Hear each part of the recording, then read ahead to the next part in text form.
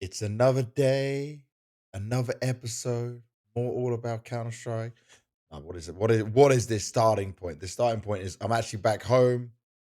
I didn't film on some craziness, like didn't decide to do it straight after London. We had a crazy early flight. Do you know what actually? I'll tell you what happened on my way home. I posted on Instagram stories already. So I was stupid and kind of messed up. My flight was 6 a.m. So I should have Yeah. really been on the way to the airport at 4 a.m. I set my alarm for 4 a.m. So I like woke my wife up with like absolute crazy panic. Wasn't fun. Yeah. Imagine you're stressing woman out like I've this. been there. I've been there. I've done that a few esports events. Uh-huh. And so like it's not a good start to the day. Anyway, we get the Uber driver, just a typical London guy, cool as hell. He's like, it's 4 in the morning. There'll be no police around. He's like, we'll just zoom. Bro, he gets a fucking flat tire. The tire pops when we're going. And guess what? We're on the motorway. And I'm then trying to. So, by the way, he was real cool. Like, he's like, don't worry, like, we'll find a way. He was even trying to, like, he didn't have a spare tire, but he was trying to see if he could inflate the tire while it would like get us a little bit further. We were like 10 minutes away from Heathrow Airport. And yeah, it was not happening. Like that tire was screwed. It was screwed. It was GG. So I managed to order another Uber, but this Uber driver's confused because he's picking me up on the middle of a motorway and he's going around Yeah. some other way. By the way, this is 4 in the morning that I'm trying to get picked up on a motorway. It sounds like if I'm an Uber driver, I'm not accepting that. I'm not accepting that at all. This sounds like where you get your car robbed. We are in London, remember, it's not normal activities. Yeah, all of Anyway, a guy picks sudden, us. Banks runs out of the woods with a machete and just tries to. So we get in this other guy's car, we get to the airport. Bro, 2 minutes before baggage drop ended, we got the bags through. Oh my God, the stress was unreal. Because I was thinking if I didn't make it, I would have been stuck in London for hours because the only way back to Ukraine is like, it's difficult. We go to Slovakia and then we have to drive across from Slovakia, but there's only two flights a day to the airport we go to in Slovakia called Kosice. It's a very small place. There's like two flights a day we can take that go there. So we made it. That's the only reason we can have this episode. London was amazing. We're gonna get into all of that good stuff in just a little bit. But how have you been, mate? What have you been up to? Watching some CS, grinding deadlock. Yeah, basically both of those. No, but watching CS primarily, I think I thoroughly enjoyed this tournament, but that we're obviously going to talk about in a little bit. Had a good time. Just been chilling, having a good time at home. Haven't done anything crazy. Can't remember at least. I So can't remember. no, actually, I did.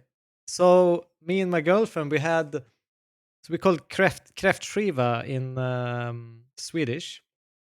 It's basically you have a bunch of crayfish and shrimps, and you have Okay. alcohol, and you have like garlic bread and some like kind of cheesy pies and stuff like that. Okay. And we have like silly like crayfish hats on and stuff like that. This is like a tradition in Sweden. It's a tradition in Sweden, of course. Yeah. Do you have some Uh, surströmming as well? no, no, no. It's not for this party. It's another type of party. Okay, okay. And you drink hard liquor, as you do it, as you kind of Just you two. yeah, just us two. But usually you Okay. have it bigger kind of setting. But we thought, why not? This was Why your not make it wild a little night bit at of a home. date? Yeah. So maybe you don't remember what happened. Maybe that is the bit you lost your memory at, and you don't know actually how the night Oh, ended. well, I did remember it, but I had to Google what the actual name of crayfish was in English. Obviously, I knew in Swedish, but I Yeah, had no idea how to explain yeah. it. Um, how's your rank on? Was it called Deadlock? Yeah, Deadlock. Sorry, I nearly called it Overwatch. It's Oh, embarrassingly low right oh, now. I and have you're to very say, I think competitive. I'm emissary. Last time I was, I can't remember the ranks, but I was one from the best rank, one rank up from. So And you're dropping down. yeah, because obviously I haven't played in a year since I started this time. So yeah, So we need to relearn a bit of Devil Walk in there, Yeah. get used to the And you're gaming hyping again. up for a game tomorrow. I'm still, yeah, tomorrow, Dragon Ball Squadra does release. You said it looks terrible. You said it looks like a Switch game, but it is meant for mobile. It will be played on PC. I played both betas. I am so excited that I have not got any work for a little bit of time. And I am just going to be playing that on my PC, on my phone, on my Switch, whatever I can grind. If my wife has a doctor's appointment that I must attend, I will just be grinding that game on the side, saying nothing. If she goes shopping, I will also be grinding it at the same So time. next episode, if Banks looks tired, not because of traveling, it's not because of anything of that, it's because he's been grinding this Dragon Ball Dude, game. I can imagine, right? First day, depending on what my wife says we need to do in that day, I'm feeling like a 12 plus hour stream. Get early, high rank, smash all the noobs who didn't play before, just overpower him. Anyway, let's get into the Counter Strike. Let's do our usual thing. It is the 8th of September, 2025. This is episode 25, the silver episode of the All About Counter Strike podcast. Thank you very much for joining us. I hope you guys have had a great day, morning, evening, whatever it has been, depending on when you're watching. Maybe you're listening to us when you go to sleep. Some of our viewers do. Maybe you're one of the audio listeners only. That means you don't see our ugly faces. That's probably the best way to do this. But you do get to hear our lovely voices to guide you through this all. And well, let's just start with it, right? Blast Open London. I just got back from it. It was something's amazing. The Counter Strike was great. Obviously, we're going to get into the matches and stuff. Actually, I can take this moment to say one thing because Blast production is always top tier, like super good. Never have I had this problem ever, and it kills me because it's London, so it's more special for me, and I want it to be at my best. But you heard probably my voice was so bad Saturday and Sunday because on Friday we had like a little audio problem, and you'll see me. I flick my ear, the earpiece out of my ear so I can continue doing my job. I couldn't I couldn't hear my voice properly. One point it was like double audio, and another point I just didn't hear my microphone in my ears, which meant I couldn't control my vocal cords or my levels, yeah, Yeah, yeah, yeah. myself. So I'm belting and I'm trying to cheer, and I basically cooked my voice. Now, it's just a mistake that can happen, right? We're always moving this equipment around. I wasn't complaining at Blast or blaming anyone. But when you're going for it and you're trying to be like, are you ready? And everything else, and you can't control it, bro, it hurt. My voice was in pain. And I just felt so sad that the next two, like Saturday, when I wanted to ramp up a bit more, I had to tone it down and I had to save it all. Like I think I did Mal's walk in for the Mal's Vitality game. And Yeah. my voice died on the Mal's bit, and I had to drink some water while voiceovering into the. So that for me is like, I'm so sorry to all the fans and all the people listening that it wasn't full hype, full energy, everything I normally do because I was so excited to be back on the stage. I haven't been on stage since I don't know when I was last on stage because I wasn't on stage at the major either, really. So yeah, it's what I love to do. It's what fills me up, but I'm disappointed that that happened. Sometimes these things happen. You just have to deal with it, but I got on with it. I took tons of medicine and things. But the crazy thing is just the Counter Strike was good. So let's start looking at um the playoff bracket and just how it all went down, how the I mean, land we finals could were. chime in with our terrible predictions that we had as Oh, well. you want to start with Yeah, we might as well get the that? pain out of the way right now. Well, let's start with the positives then. Quarterfinals won. We both said Mal's over M80. Yeah, Big surprise, we did. shock, horror.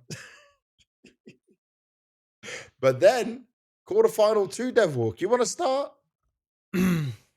Yeah, sure. Let me actually get this. I am actually on the wrong page here. So obviously, I picked Face and you picked G2. To be fair, Face should have won that Dust 2. True, I'll give you that. Face should have definitely won that Dust 2. I'll give But you that. G2, I mean, overall, they were just a better team. I think I wasn't surprised that they won, but I was surprised maybe about the way they did it, because they looked sharp. I think they to me kind of look like maybe a powered up mouse in some sense, that no one is really the superstar. Um, Okay. and I think they may be a little bit more tactically advanced than mouse usually are. Wait, when we get onto G2 at the end of this, because obviously we know what happens, I've got Yeah. some truth knowledge bombs of what I learned from some of the players on G2. Like, it's wild out here. This episode is going to be special just for some of the things I'm hearing and learning from this position. Yeah, but they look great, and I mean, Hmm. every single individual stepped up.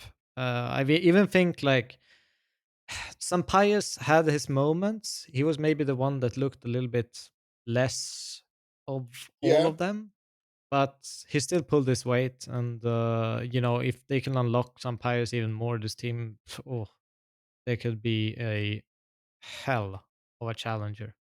Well, looking at this phase game, right? The thing that Yeah, got me is Inferno.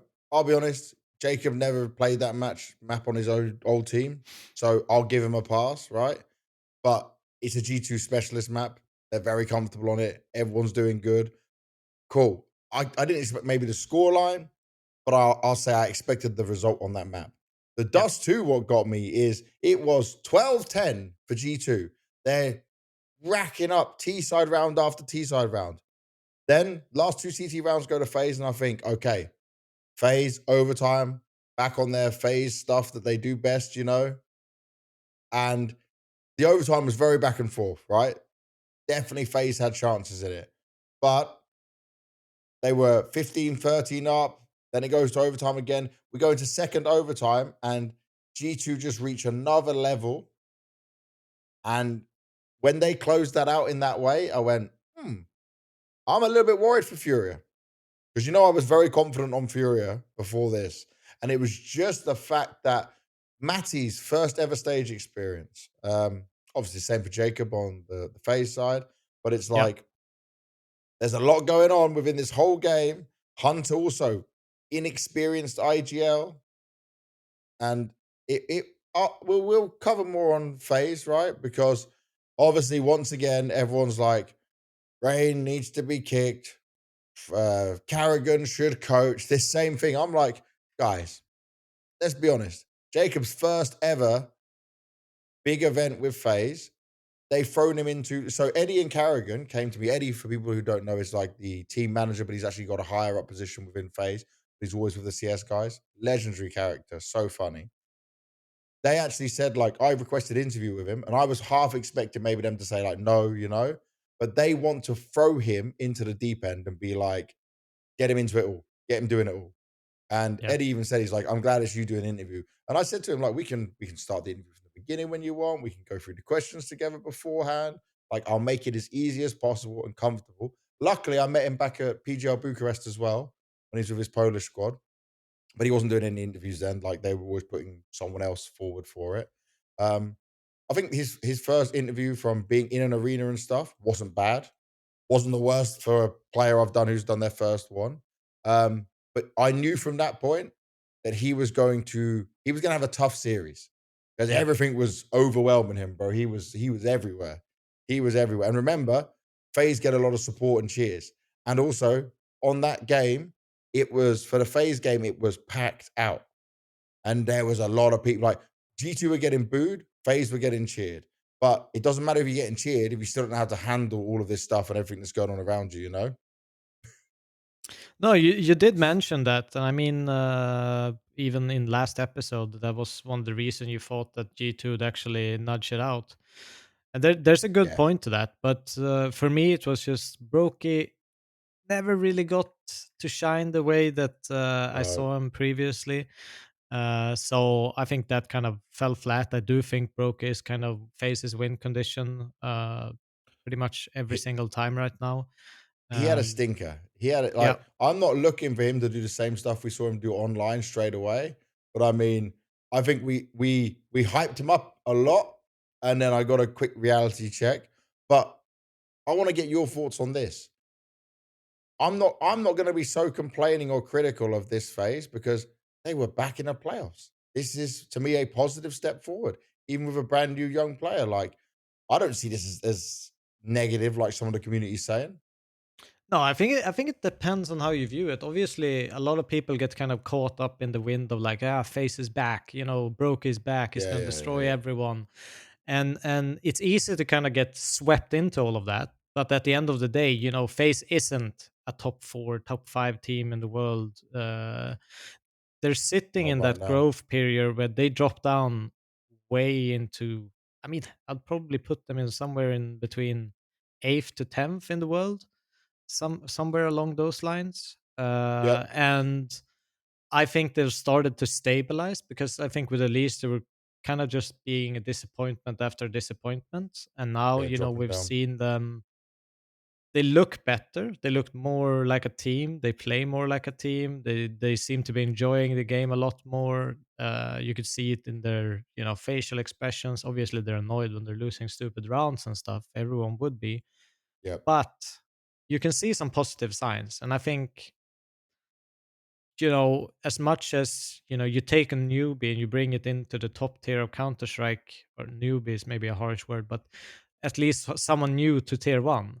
Um, and like you say, you throw him into the deep end with interviews, all these kinds of different expressions that you kind of have to deal with at first.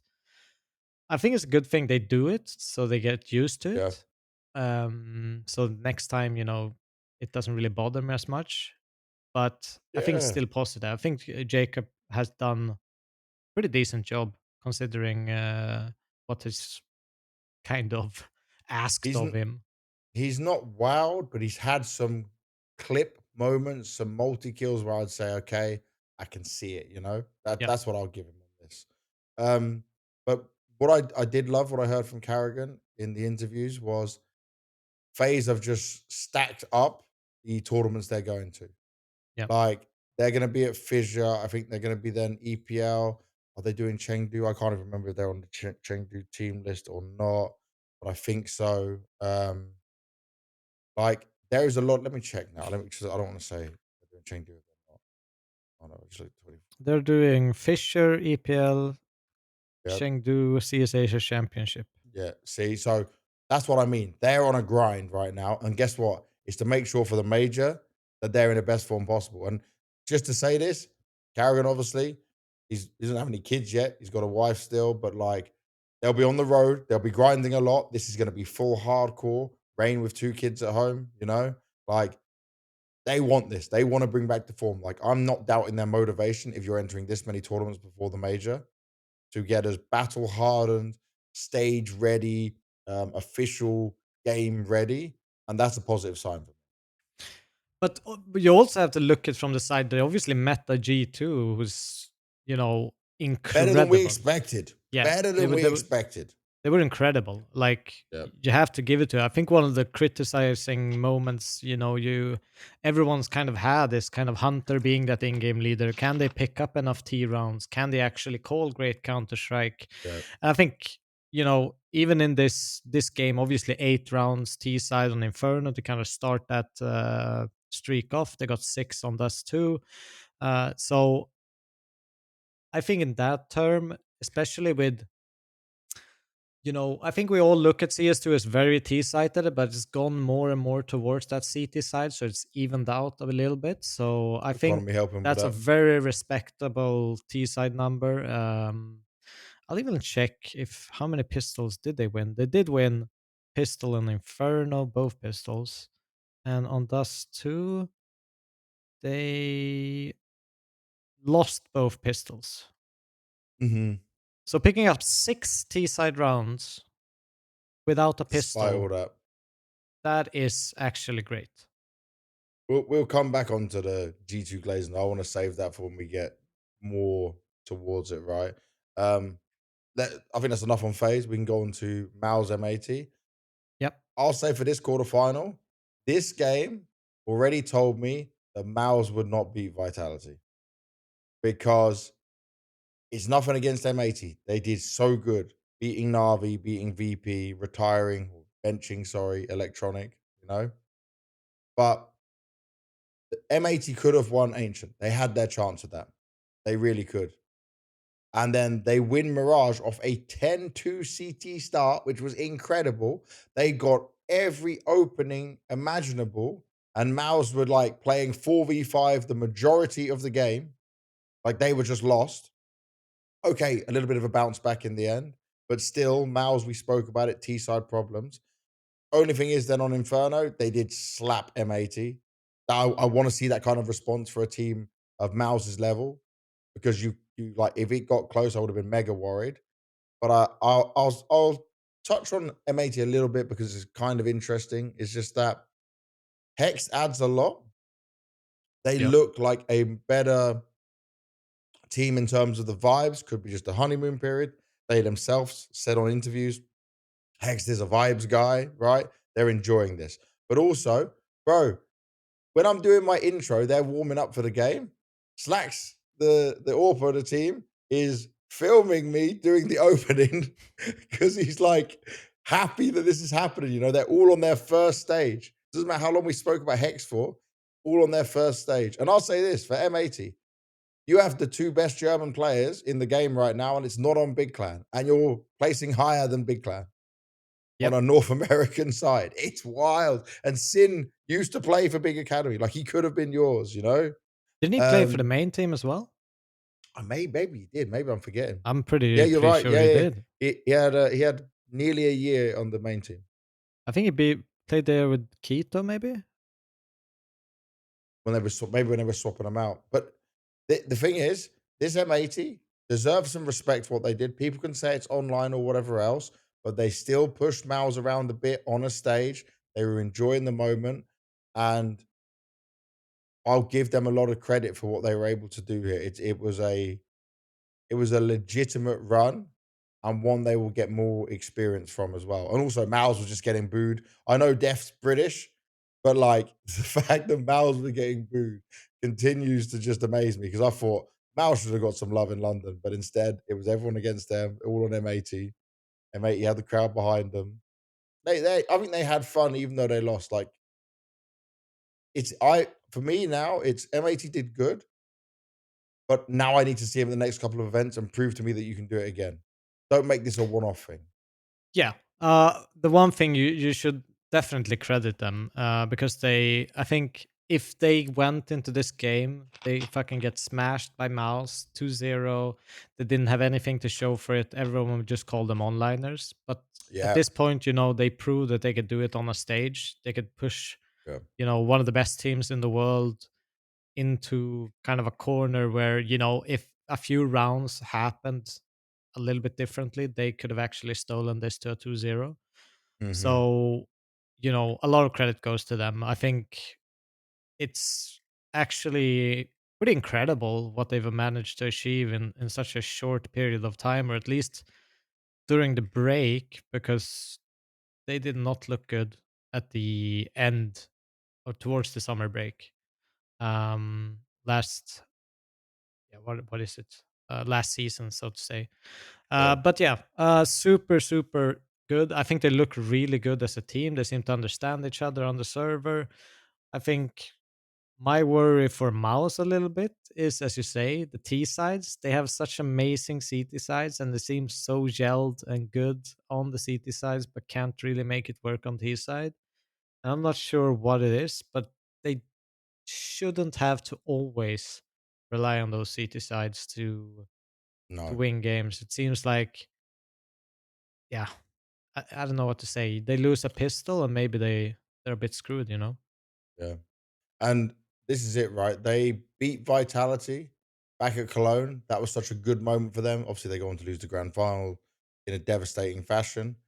And I thought maybe this could be a mental turning point, but Vitality was just all over them in this semi-final. Like there was no chance for Mouse in this game.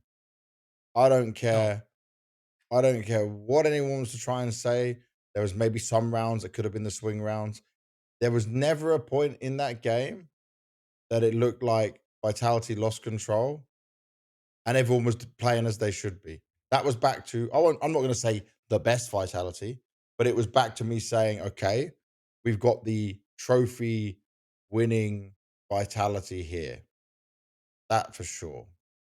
Yeah, I think a lot of it is Saivu. I think like he is just incredible, and when he plays like this, I- it feels like to some degree you or me can join up in their team and get a couple of frags just because of how the positions he kind of puts them in and the security they have, leaving him alone on spaces or letting him entry for them or whatever he just decides to do in the round.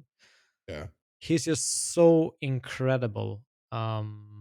It's hard to find words, and I think his awareness kind of popped right in back because I was worried about that kind of before this tournament started. The previous tournaments he looked a little bit off. He looked like he got caught off guard, something I'm not used to seeing Saivu in, and now you he just did see say he him was being sick though. 100% aware of every situation. Yeah, he might have been sick and that might have Yeah. been the It cause of might it, have but actually been truth, not one of these ones where, oh, I'm sick, I'm just yeah. playing bad. No, this could have actually, because there is a difference. There was a night and day difference in this. Yes, yes. And when he's on point, there's even been, interviews with like Jim Putt. I saw an interview like who has the best kind of.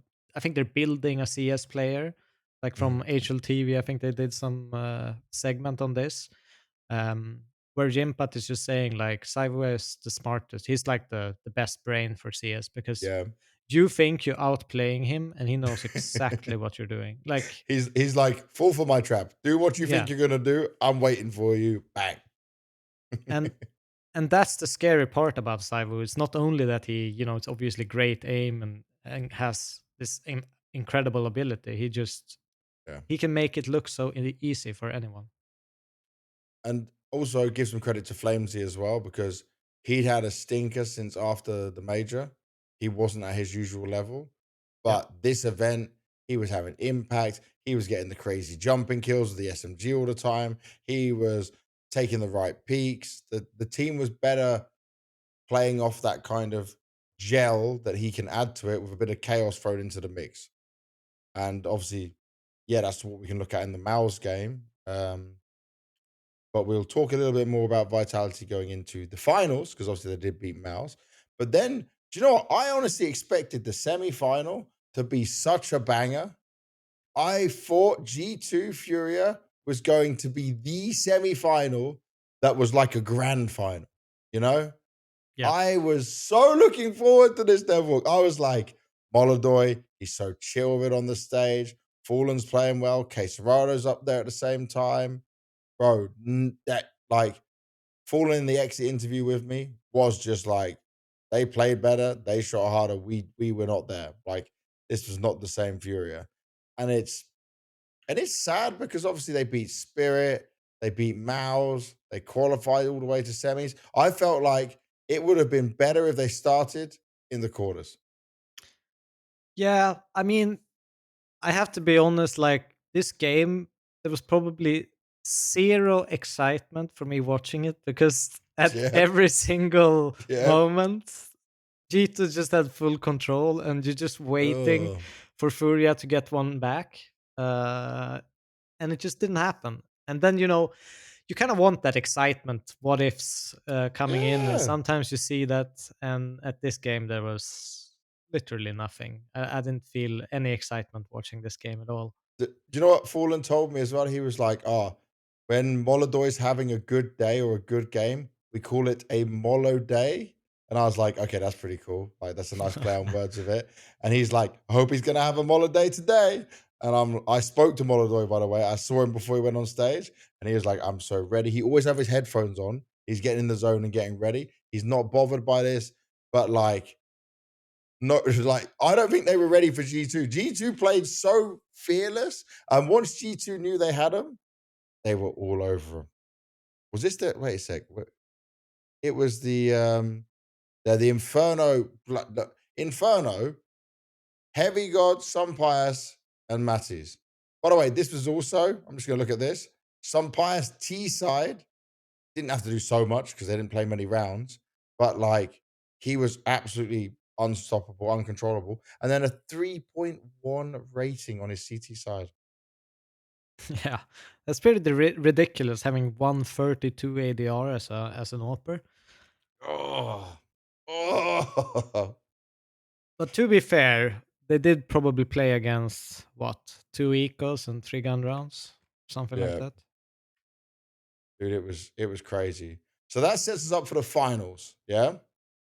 Yeah. And Vitality G2, the most unexpected final. I think a lot of people I saw putting FaZe going through. I think you had FaZe until Furia, didn't you? Yeah, you had FaZe first, Yep. then Furia. We both thought Furia would be in the final. We were both massively wrong. G2's the one that slides in. Vitality's there.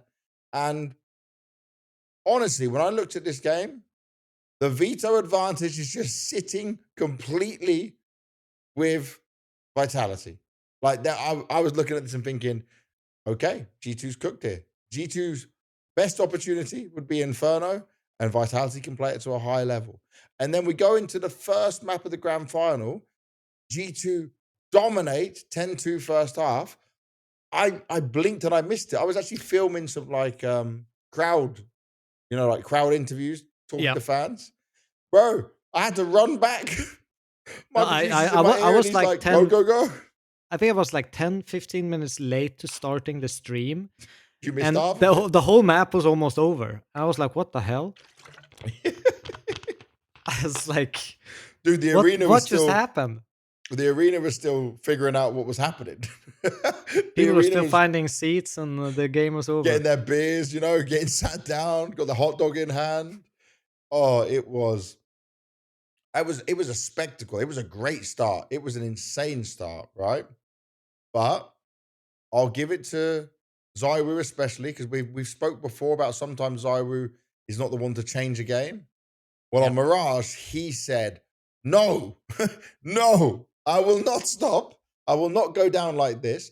And also, I think something that I don't think too many people spoke about was the fact that every grand final that G2 have been in, they've won. They've only not won the tournament by not making it to the grand final. So if they made it there, they've always won. So this was the first time they lost the grand final. Wait, what do you talk? Vitality, you mean? Vitality, yeah. I thought you said G2. First time. No, no, no. First time they've lost the grand final.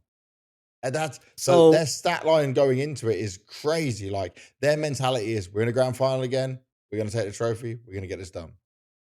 so Saivu had 30 kills in 19 rounds of play of Mirage. Let's just say that first.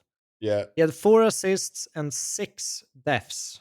125 ADR, and this new stat, this is the highest I've ever seen it.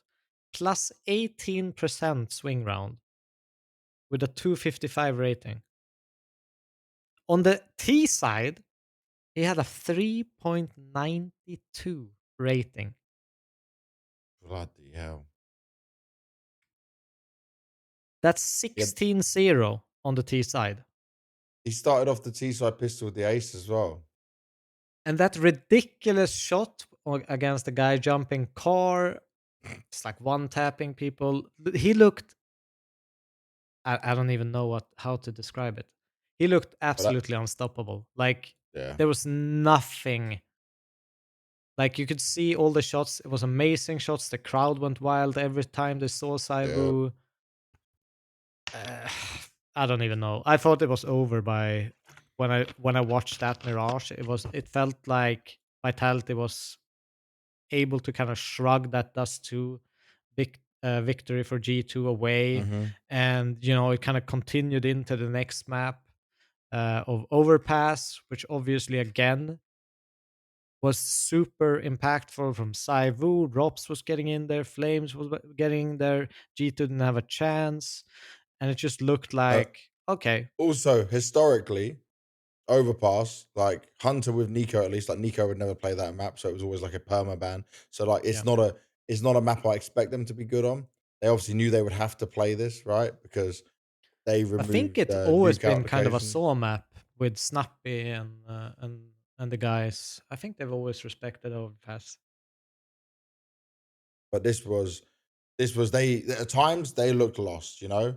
We can talk about Hunter being some very good calling on his T side. You could see the uncomfortableness that was being shown. I don't even know that's a word. I might have just made that up, but it was hella uncomfortable. It was not I pretty. mean, to be fair, it's probably the hardest map to both call and play on the T side Yeah. in the game. Maybe Nuke is a case for it as well, probably. But I still think it's so hard if your default falls apart playing against someone like Saivu on A.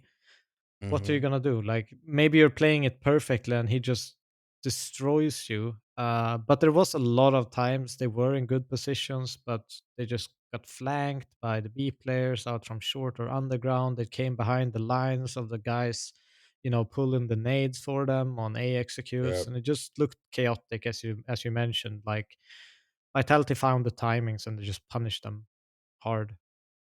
And honestly, going into Inferno, yeah, I expected this to be 3-1, Vitality win. They last time played Inferno, it was at Cologne, 13-5 in Vitality's favor. And remember, this is like G2's almost insta pick against most teams. Yeah. Like they're always picking Inferno when they get the chance. And I'll say this, like, there was a lot of moments where you had no idea what was happening. The amount of opening kills G2 was getting, but then still some rounds Vitality would bail themselves out of it. The 1v2 clutch on A site from Apex, I thought that was going to seal the deal. Or that would be GG. And then it's the last round, bro. I was literally stood there on the stage, ready to do the interview, like it's going to be GG. Vitality's picking up another trophy. I have all my notes, everything's prepared. I've got all my questions, I'm ready.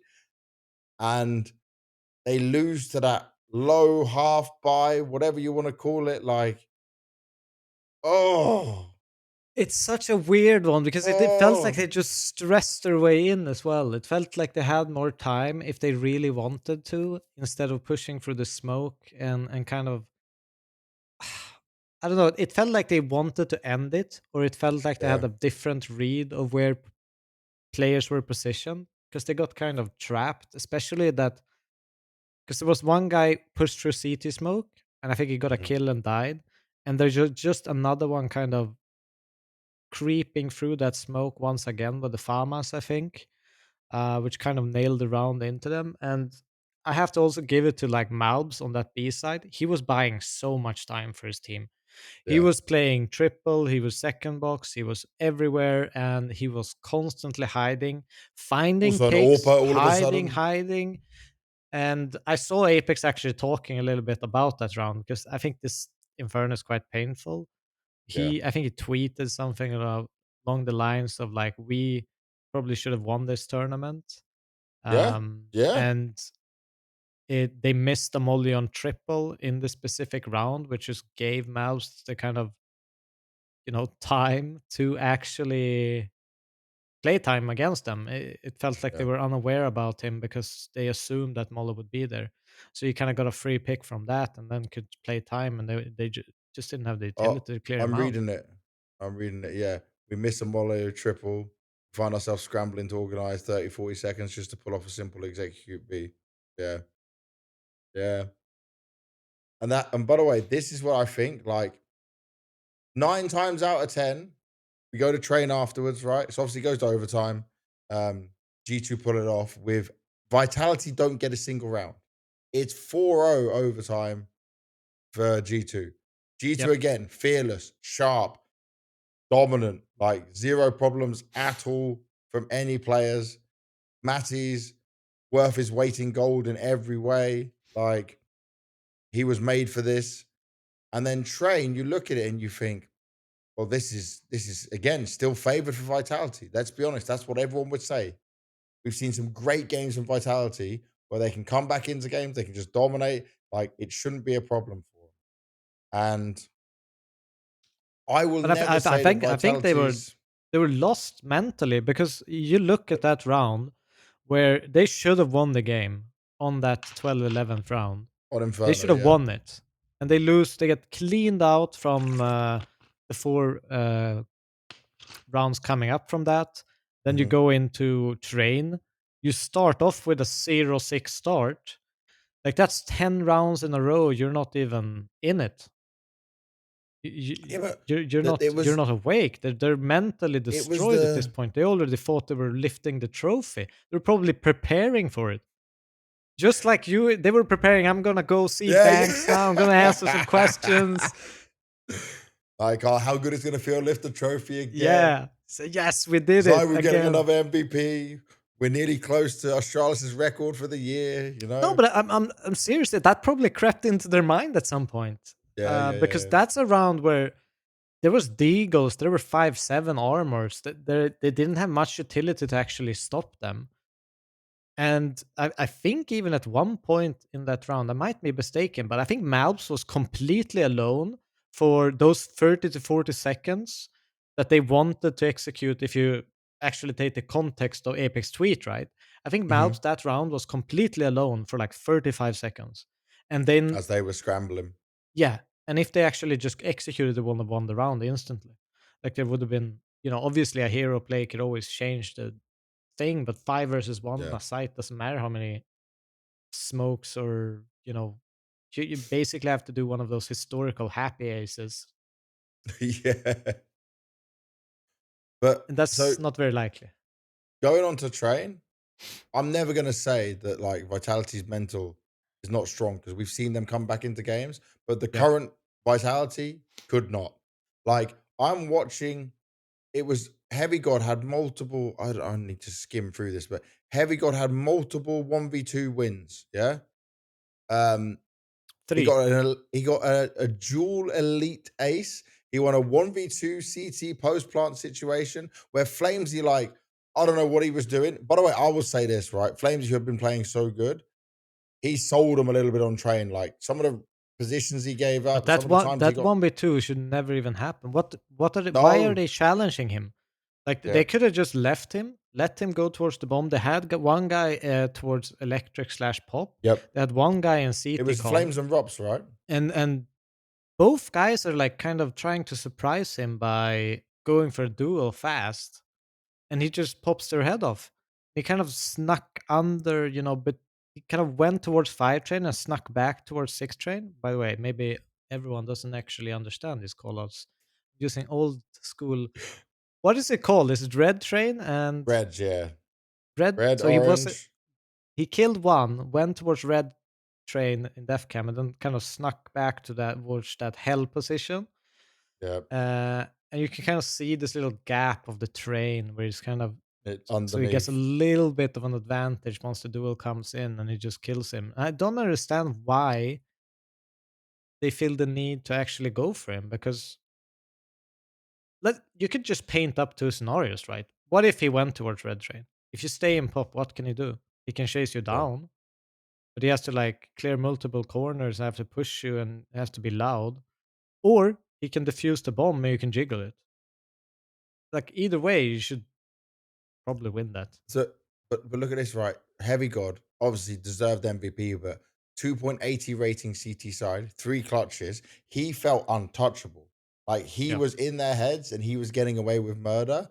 And I think after maybe I'd say 7 or 8 rounds, maybe Vitality had 2 or 1 round at that point. It was GG. Like they were not coming back into that, and you could see it. There was no Zywu bailing them out. There was no Robs pulling anything crazy off. Like they were trying, they were fighting, and like some bias was a non-factor in that map as well, which an AWP can obviously sometimes be so helpful, so useful. But it didn't matter because everyone else was just doing what they needed to do, and they could feel that they were going to go and get this win. Two So players' first ever trophy. I'll even mention the round that I thought was the most devastating one to watch. Hmm. As if you were sharing for Vitality, there was a round where I think they were in a 4 versus 3. I think one of the G2 players had snuck into inner, kind of surpassed the inner push from one of the CT players. They realize, okay, we have bomb stuck alley. There's 20 seconds left. There's 3 guys outside and one pushed inner. At 20 Yeah. second mark, everyone panics from Vitality and Wait, so leaves the was this entire the bomb last round? site. Was this the last round? It might even have been the last round. It might be because you're talking about when some Pyre snuck in lower, Yes, yeah? Yeah, yes. so that's the very last round. They Okay, managed to this then one. somehow Oh get the my bomb. god. Yeah, so they get the bomb, right? It's some Pyre gets 1 kill, obviously causes some sort of a distraction. They all go for looking at him, and it just turns into absolute madness. Hunter then holds connector Yes, and yes, yes, yes. goes off. I've got it here. I've got it here. So yeah, 7 seconds left to plant. Pius gets the kill onto Zaiwu, and then he sneaks round. There's another player in con. Pius then just dies because obviously they know he's flanking. But then everyone's confused on Vitality. They don't know what's going on. And then it's a 2v3. And Hunter is playing so aggressively. Flamesy's not moving anywhere out from Pop Dog at this point. Hunter's just waiting for the kills. Smoke starts to fade. And then you just see him go for the fight. Apex down, second one straight into Robs, and then they just know they can isolate this player and they hold, they wait. But Flamesy And took this, way too long. oh my This was god. discombobulation. Then he just wants to stick the bomb, and that's it. No chance. No chance. So yeah, that's the round you're on about. That was some That was, Pius saved them. Even if he didn't have the greatest rating, he saved them with that round. but I swear if you like kind of zoom back 20 seconds or something and you look at that round, there's like, oh shit, yeah, G2 lost this round. You're like Yeah, yeah. 100% certain.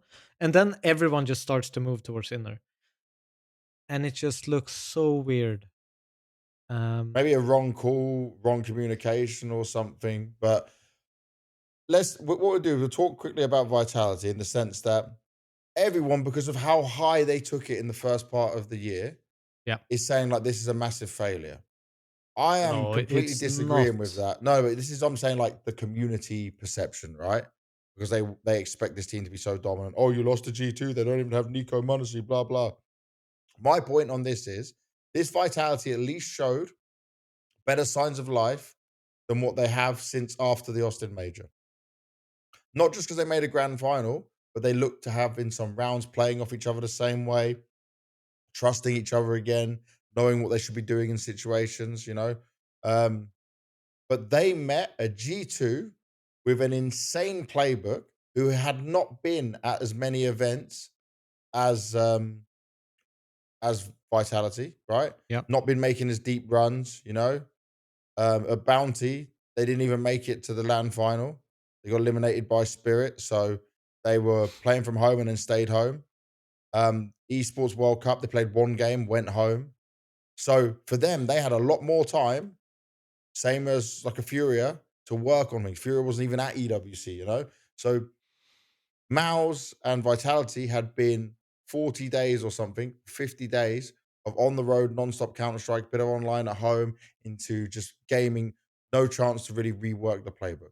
Now, that's not an Yeah. excuse for them, but it meant, and oh, this is it when, so this is the thing I was going to say I heard about the G2 guys. Matty said this on interview. He has more of a playbook strat stuff shown to him in this 2 months on G2 than he had for the entire 1 year and a half on Fnatic. And that's just the level of, I'm going to call it Sour's Bible. Sour's Yeah. Bible right now is that deep.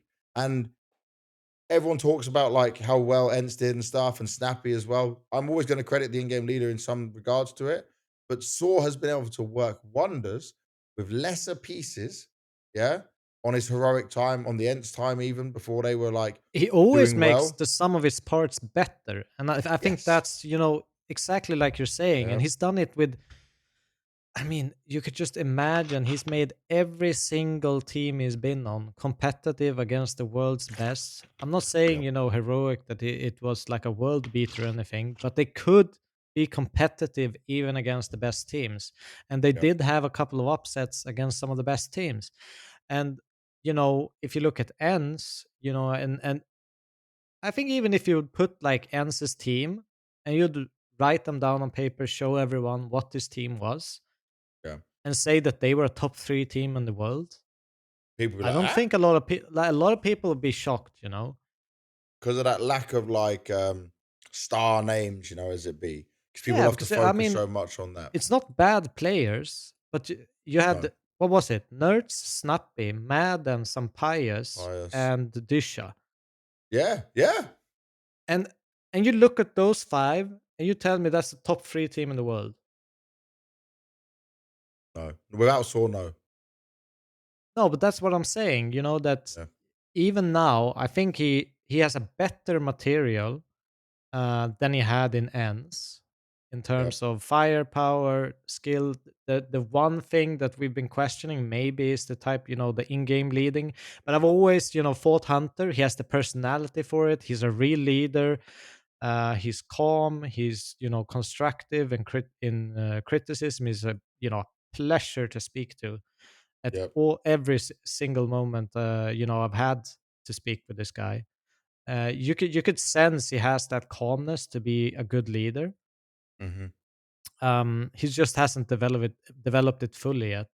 And for Saw to kind of bring this out so early Yeah. and make them so efficient, both on T sides and CT sides, because when you're new, I think it's easy to focus on the CT side and have a great kind of CT side. If you look at like kind of mouse, where they're slowly progressing the T side, but I think Yeah. actually some of the T sides were one of the key strengths for this G2. It's that shocked me. They were dominant. They looked to outplay people. They had different tempo. They, you know, even Vitality got scared and moved around and felt like they had to over rotate at points where Yep. some other teams they would just stay put and just feel calm in the situation. But when they were facing G2, it felt like they didn't really have that security because anything could happen. The way they, presented their T side in terms of pattern, they didn't really know what was going on. So And by the I way, I'm going think to say this that about is Hunter. crazy. Hunter got asked. So I did an interview of Hunter on my own YouTube channel 11 months ago. Yeah. This was Yeah. at the Copenhagen Major. And he said on this interview, G2 asked him already multiple times to be an IGL, and he didn't want to do it. He wasn't interested in doing it. He said on the interview, the winner's interview, right, when he lifted the trophy, he has even less time with his wife and with his two kids at home because now he's an IGL and taking all this stuff. But he takes it so seriously. He works so hard on it, right? And now was the time for him to do it. But he's also got a fantastic team around him. And I'll add this extra little nugget to it. Saw so already there was an assistant coach called Amenstein, yeah, French guy. I heard a lot of positive things about him. Always super positive guy. Whenever I saw him with the old G2 team, Yeah. but Saw brought with him a guy called Shedden, who is also the Swede. assistant coach. Yeah, the Swedish guy. He was with him on Heroic. So he told me that it's not often that Saw would be like vouching for people so much. Saul's just doing his thing, working his way.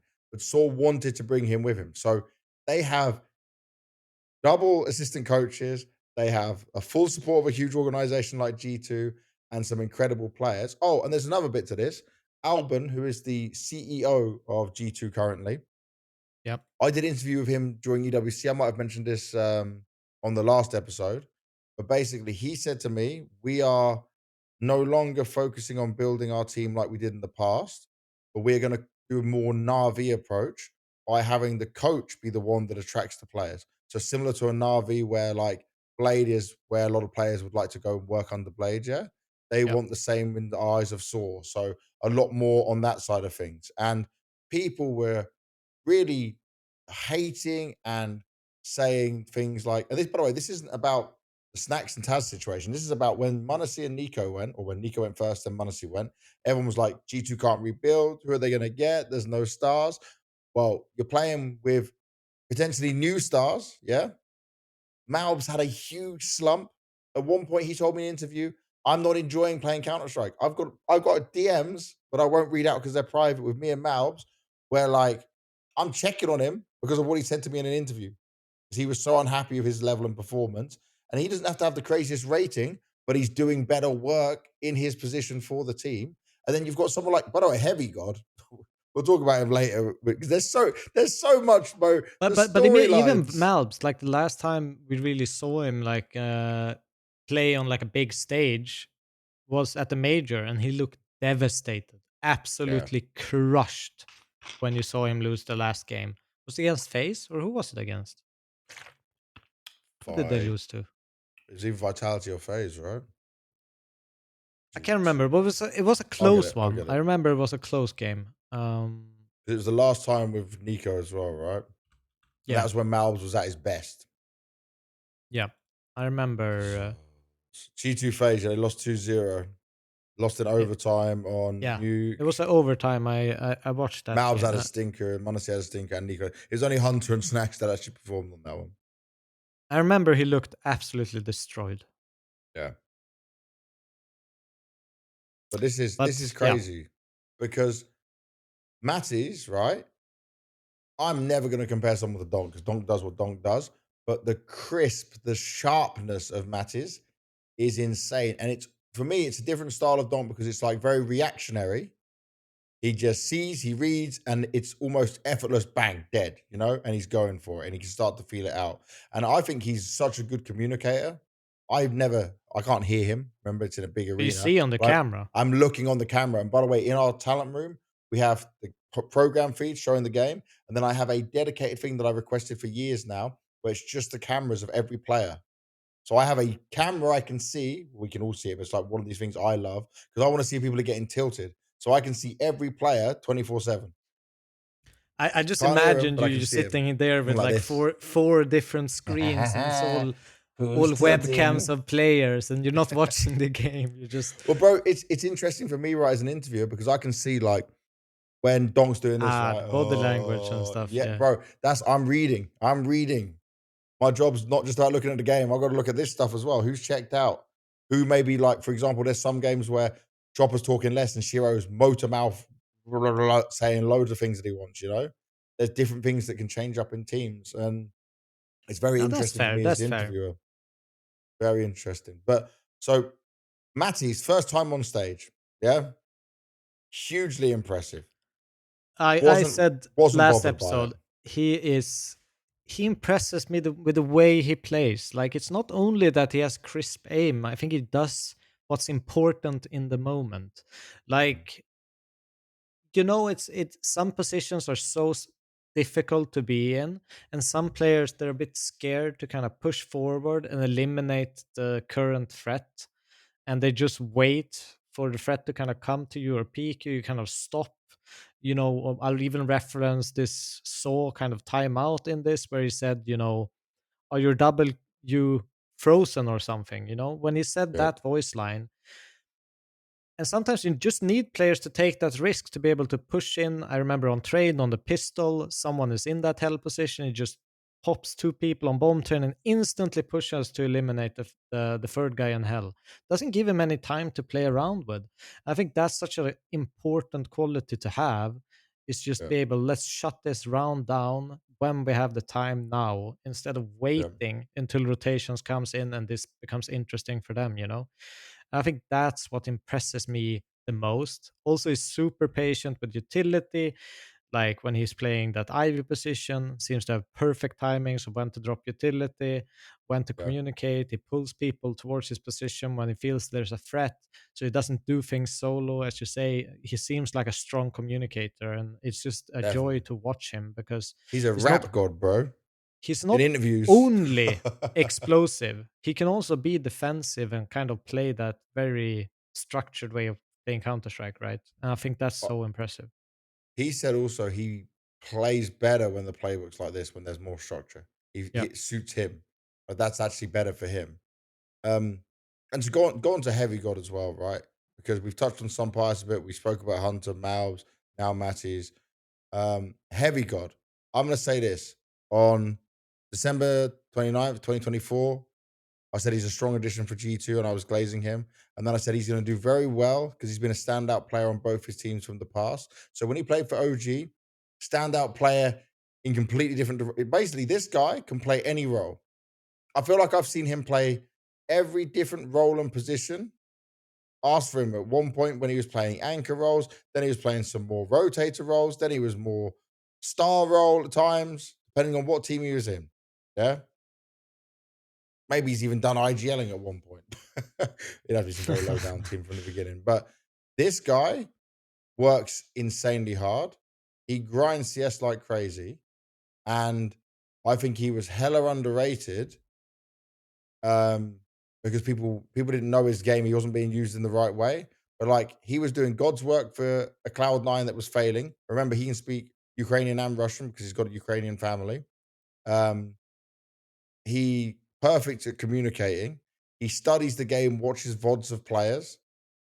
He's super grinding face it and stuff like that as well. He's very on point and very, I would say, adaptable, versatile, loves to learn.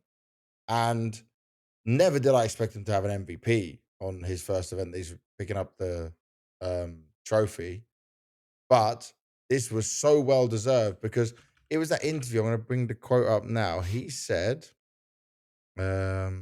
where But he is has it? so much X factor when you watch him, you know, like it's one of those things where I think maybe even the new stat 3.0 kind of helps him to that sense because he has that X factor of turning rounds around and unlikely scenarios, getting a lot of multi frags. He's great in clutches. Even when like spraying people down and stuff like that. I think those Heavy God and Mattis, they got so many multi kills from baited situations or stuff like that. I don't know, they all looked great in G2. And obviously, Heavy God, I think Mattis before the final, maybe I thought Mattis was just a little bit more important, but I think in the final, Heavy God kind of pulled ahead um, with the rating wise. But I think both of them Yeah. were so good. And And that's not even the, half of it because everyone was really good in but G2. the quote I want to have used here, right? He said, "Everyone says I'm harsh on myself. I'm trying to be a perfect player, but he almost is. Yeah. There's no such thing as a perfect player, but it's what he's able to do from communication to the roles he plays to always being good for getting his kills, to supporting his teammates. Like it's so good. And honestly, G2 probably had more fans in the arena than Vitality. And I think that's just because the Brits love an underdog.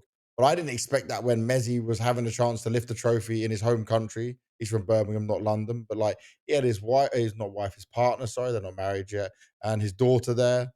His daughter's so cute, by the way. He's like got almost the same hair as Messi. It's so funny. Um, but like this, I did the exit interview with Messi. It was painful for him because they really knew they had it. It was so much for them to digest. But But one more thing that's kind of special with Heavy God, if you just look at the stats, yeah, so he has the most entries for G2. He also has the most clutches for G2. yeah, yep. So like to just add on that you say he can play anything, he's literally is in the game. He's playing every single role possible, I told because you. he has 16 multi kills, second in the or third in the team actually, but 16 Yep, multi kill rounds in the grand final with 15 entries and 4 clutches. And those clutches, damn, they were they big. they were big. I think I So even he's remember now one on, it's like a 1v3 I remember that kind of started this comeback. Either way, he was great. I'm not gonna dwell heavy in too god, much. heavy goat, heavy MVP. His name, you can play with this all day long. He's Yeah. on point, and also he's so humble. Yeah, he's so humble when you hear him in interviews, when you hear him talking. Also, it was lovely when I was doing the interview. The cameraman said he didn't like point to it, but his brother was crying watching him lift the trophy, and they went and hugged afterwards and stuff. And it was so nice that he could have his brother there in the crowd to watch his first ever trophy and MVP. Um, just a super special moment, so crazy.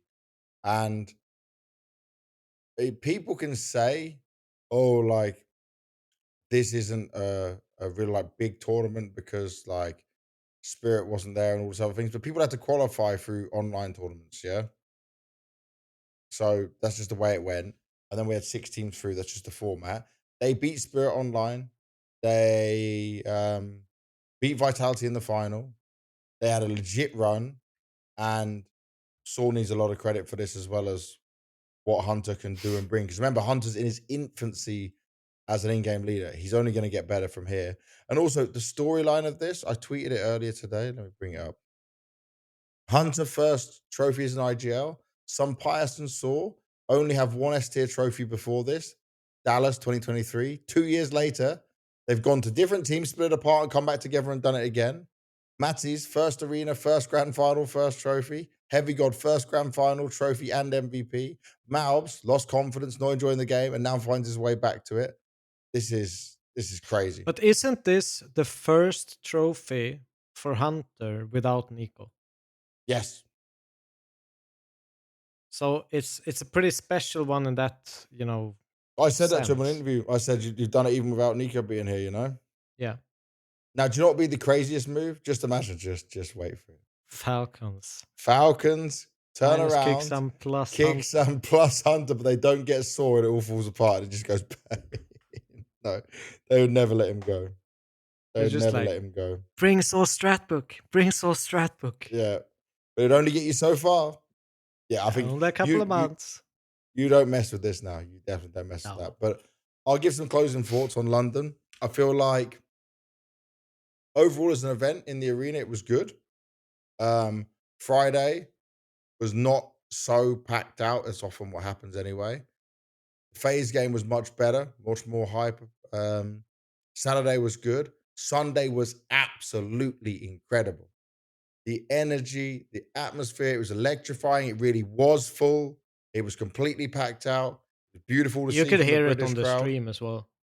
but we need a bigger venue. We've done 2 years of this venue now. I don't even care if they move away from London because I had people talk to me, by the way. Yeah. People who I see at regular events. I mean, these guys are attending 5, 6 Counter Strike events a year. Some of them live in the UK and they said it's more expensive to buy a hotel. It's not about the ticket price, by the way. It's more expensive to buy a hotel and travel inside London than to go to a Cologne and travel abroad because London's so crazy. And also, we're just unlucky, by the way.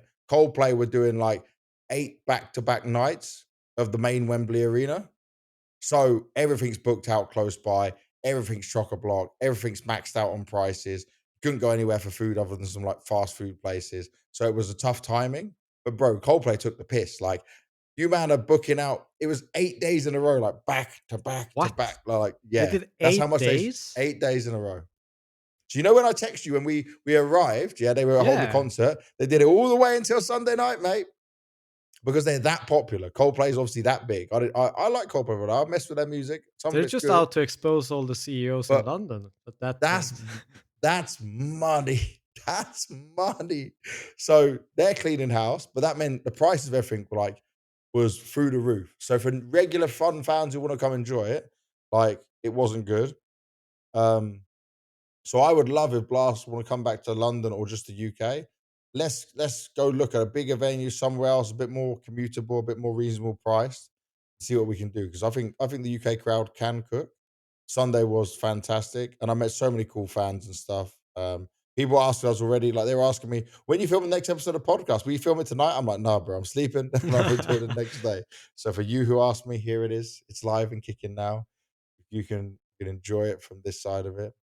But what was it like for you as a viewer? I thought it was good.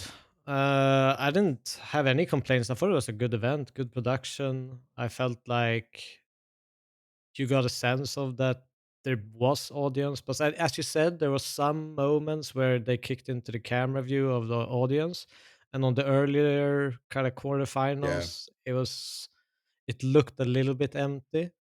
yeah, But in the final, it was amazing. Like every yeah. single kill felt like you were in the audience just watching from home. There was like great crowd kind of mics. Um, yeah, it was a great event, and I think this is probably the best final I've seen ooh, in a long time. Does it beat I think the Melbourne? Does it I beat think it. Melbourne? Let me actually remind myself of Melbourne. Melbourne was the Falcons one. Falcons Vitality. Um, Okay, I think it's up there at least. Yeah. It might not beat the Melbourne one, but I think Just because there were so for many me as a crazy games that were viewer, dominant. just watching that Inferno and feeling like Vitality have this, and then like, oh Yeah. no, oh no, oh no, oh no, are they doing it? This emotion you get. Yeah. I don't know. It's so exciting to watch Counter Strike when you get that, when you feel like you're just jumping in your chair and like, oh, come on, do it. That's the Make beauty it of the game, happen. man. Yeah. That is the beauty of the game. So I got swept into all the G2 emotions. I thought it was a really, really good final. One of the best for sure.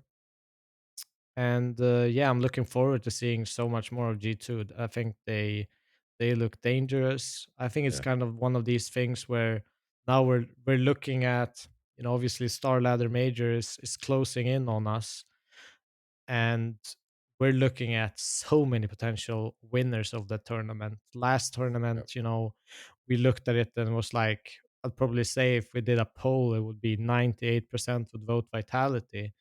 But now we have Spirit coming in with a kind of a new lineup, looking pretty sharp, or at least in moments they can bring, you know, being the best. You have Mouse Sports, you have Vitality, you have G2, you have Falcons, you have Yeah. Mongols. Like there's so many potential teams that could actually make this like one of the most exciting majors of all time.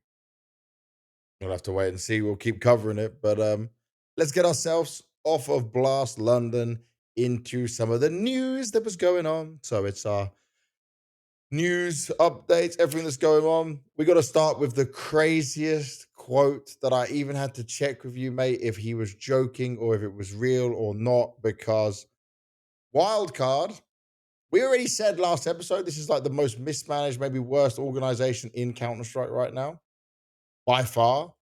But what we have here is Fuzi on Wildcard Shuffle. I heard ChatGPT was involved with making suggestions for players. I thought This this was a is troll. I thought this was a meme. I There's like thought this no as way. well. There's no way. Yeah, like he's on an interview. He's in America. He's just having a bit of fun. And then instead we find out this is actually what was done. This is what has been communicated to the players. Obviously, for people who do not know, last episode, if you didn't watch it, we spoke about Fuzi doing really well on 9. He was taken from the bench on Wildcard and unexpectedly put on the bench. All of these player changes, all the mess that's happened in Wildcard was not made by the players. It's not what the players wanted. It's not what the players agreed on for all the success they had in recent times. And then they bring him back because they want to hold on to their VRS points and keep the core lineup. And they're just taking the piss from the kid, like using and abusing him in contract prison, holding him around the neck, like, ha ha ha, you do what you want. And it's like, You qualify for LAN for 9? You qualify for wildcard. yeah, make it happen for like the whole interview is sad. And I'm so happy, by the way, Fuzi, if you ever see this, like I'm so happy you kept it real because many players would not do that. They would crumble. So I respect the balls on you for be doing this because they benched Susp, Stanislaw, the IGL, and then Fuzi. And then they wanted to bring in like more players and change things up. And if this was done by ChatGPT, ChatGPT don't know game. ChatGPT don't know Counter Strike. And if that's what you're doing, fire the manager. Whoever ChatGPT this, I don't care if it is even the CEO. Go away. Get out of here. You're worthless. You owe these players an apology. There's no way in hell any of these guys are going to be loyal to you. As soon as their contract, no one's resigning. No one's resigning. They're owned by the oh Amarath, god. right? Yeah, but I'm gonna how do you explain? The streamer, Amaranth, yeah. Um, and it may The be just she's IRL just IRL chatting streamer. streamer. Like, no jokes. I have no problem that she's investing in Counter-Strike, but probably she's just thrown the money at it and some idiots are managing it for her. But if anyone has power to change this right now, it's you. So please fix this. Fire whoever made this brain dead decision because this is one of the worst things that could be happening. And he said, Yeah. look, he said while he's ready to play, it may take him some time before he's able to trust Wildcard ever again. No, you can't trust them ever again. Fuck them. Do not trust Wildcard. Do not sign ever again with this. But I think that's Disappear as his soon as nice possible. way of saying just what you want to express. Yeah, Because I mean, it's a terrible move. We talked about it that they're pulling him back only because they're selling Sonic to NRG, who yeah. probably was fighting tooth and nail to get out of this Sonic situation. wanted to leave for a while as well. Sonic was already ready to go. And I mean, it's bad enough to be kind of cut as a player, benched, and then come back to the existing lineup you were in. Mhm. Um, Now he's coming back to a downgrade of that lineup to some sense, where obviously how hyped and how motivated can you be as a team fighting for an org where he explained in this interview they exceeded the expectations that were put on them. They qualified for the major. They did well. I Equivalent of think they legends. were, yeah, they were ranked like 20th. They fell short in a couple of games, sure, but they were always competitive. They were Yeah. interesting, and I fear that this is all dead. And as you said, who would want to join them at this point?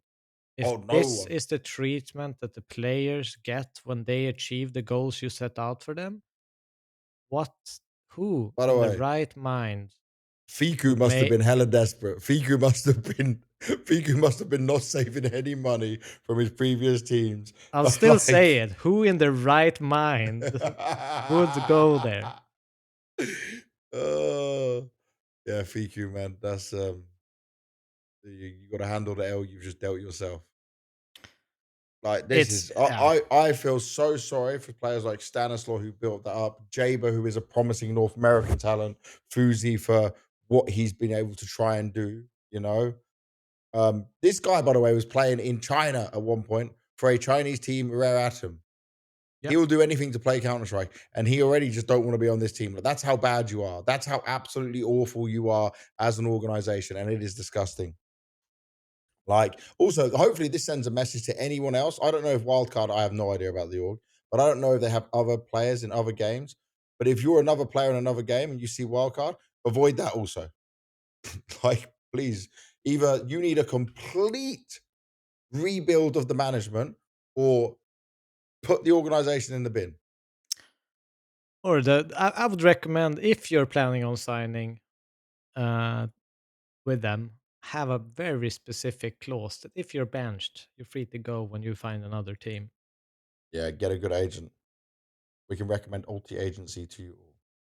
There you go. That'll be a safe pair of hands for you. All right, we won't spend too much more time on that, though. We'll get on to the next one. Tanir is official. We spoke about this so many times, him going to Spirit. But so Tanir, we already knew, right? And it was always supposed to be for Zontix. So Yep. that's not like it's not crazy, you know? It's not a big wow, oh, we're so shocked. But Overdrive leaked this before. So Overdrive, obviously, he works for Team Spirit. He's obviously a very good Eastern European leaker of all this information, does all that kind of stuff. Also works for the organization he's Yeah, currently works for leaking. Spirit. But if they obviously let him, right, he gets away Yeah, with yeah. it. But so Zontix then backs up what he posted on his Telegram channel.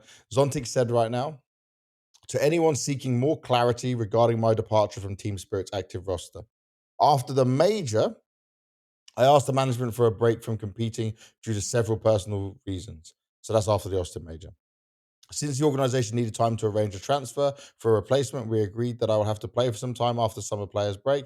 I'm expected to be back competing this winter. We don't know if that's going to be for Spirit or not, by the way. That's not like he's just going to come straight back onto Spirit. That's how people shouldn't take it. From what I heard and what I understand, it's just he wants to be back playing then. Whether that's for another team or not, he's very capable in English out of all the players on Spirit, so he could also go to an English-speaking international team. But it's not guaranteed he's going back on Spirit. That's what I heard from my sources. But the other thing I want to bring up, and we'll do this moment now. So watch this interview from the 7th of December 2024 that I did with Zontix. I have some health problems that affect me, and I know a lot of players have health problems because they're playing like for 10 hours a day, but it is affecting me a little bit. And after like me realizing it affects me, it just comes to the point where I have to psychologically think about it differently than I sometimes do, and it won't affect my performance that well. And so I think it's just more psychological than like inside the game. So, Devilwalk, we watched that interview. We saw everything that was happening. Zontix told me at that point, right, that he had some health problems. Yeah. Something that he thought like he could go through But what I knew it was something like some of the foods he was eating, for example, was to make it better on his stomach, to help him to be in a better uh, feeling. I'm not going to say anything else about what I know on his health problems with that, but this was back then of what he had. I'm guessing maybe, health problems are very serious. Zontix, by the way, for people who don't realize, very honest, very open, very straight to the point, but like he's very smart outside of the game as well. And I think he just knows that I need to deal with this. That's what I don't know this is a fact. This is what I'm guessing based on looking back to that, looking at timeline, looking at how health can maybe not progress the way you wanted or whatever he was trying didn't work. So I'm just imagining he's got something like that he needs to deal with as well. Um, all I'll say is he's still a good player. Like people said they wanted him bench for ages, but he's been able to play through that system, be very valuable, won a major with that team, won multiple other tournaments as well. He's got Cologne and Katowice to his name. He's got the big three up there. We already spoke about Tania, already know what's going to happen, but that's just some information on everything with where Zontix will be at. Yeah, and I think it's you might mature from him to the point where Yeah. a lot of these players will push it to the very limit, and then it just Until makes they're the actually so road, sick. you know, uh, it's too long to ever come back because you're just too out of the game, or your Yeah. body starts developing almost PTSD towards Counter Strike because you've kind of put yourself in such a devastating position health wise. Yeah. So I think really mature. I hope he's back sooner than later. And as you say, super capable player. I think him being kind of switched on and switched off as it seems. I'm not sure if maybe his request to kind of leave is what triggered the Tanir kind of transfer. But with that, it kind of looks like it Yeah. in some sense. I don't think Uh, it would have happened if he didn't want to go. I think they would have at least played it. If they were serious about keeping that team, yeah, the yeah. way Hallie is, the way Spirit are, I think it would have just taken some time um, before they maybe decided they didn't want to play with that team. Because it always felt weird the timing of Tanir Yeah, change, because they could have done that change in the summer break, hmm essentially, but they obviously didn't have enough time to kind of secure a player or find the right one or maybe discuss the right one in that time. So it yep. wasn't a very like Hey, super clear. you got to Uh, win one more trophy still as well. They won the Blast Bounty Finals.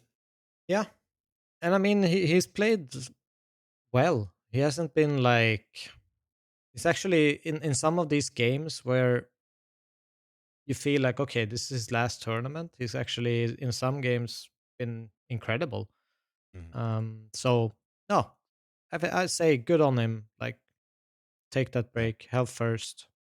And we spoke about this, right? About the PR answers. This is one of these ones where I don't think this is Spirit forcing him to say this or something like that. I think this is just a Zontix decision. The way I know him, I would say this is Yeah, just him keeping it real, going with that. Next in the news, this is crazy, but we've known match fixing has been going on for years in all games, but also especially in Asia and China. Boros alleges former Rare Atom player asked him to fix games.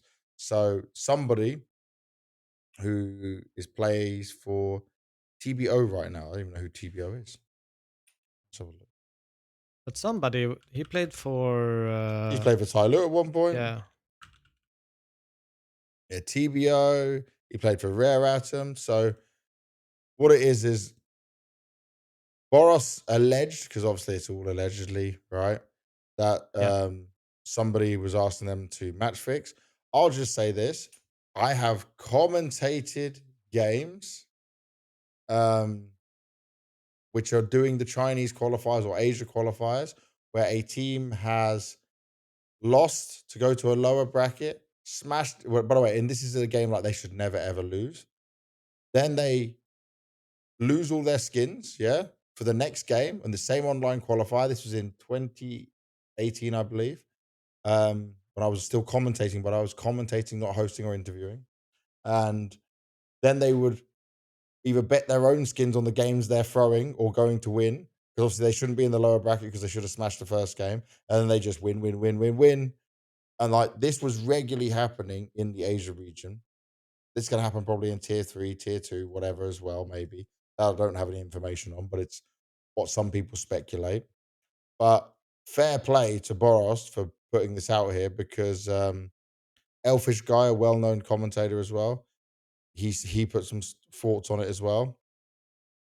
What's his say? It says apparently someone called Frankie, somebody's cousin, was the ringleader of the match fixing group that owned Atox and Wings Up. So, they could all go through this together.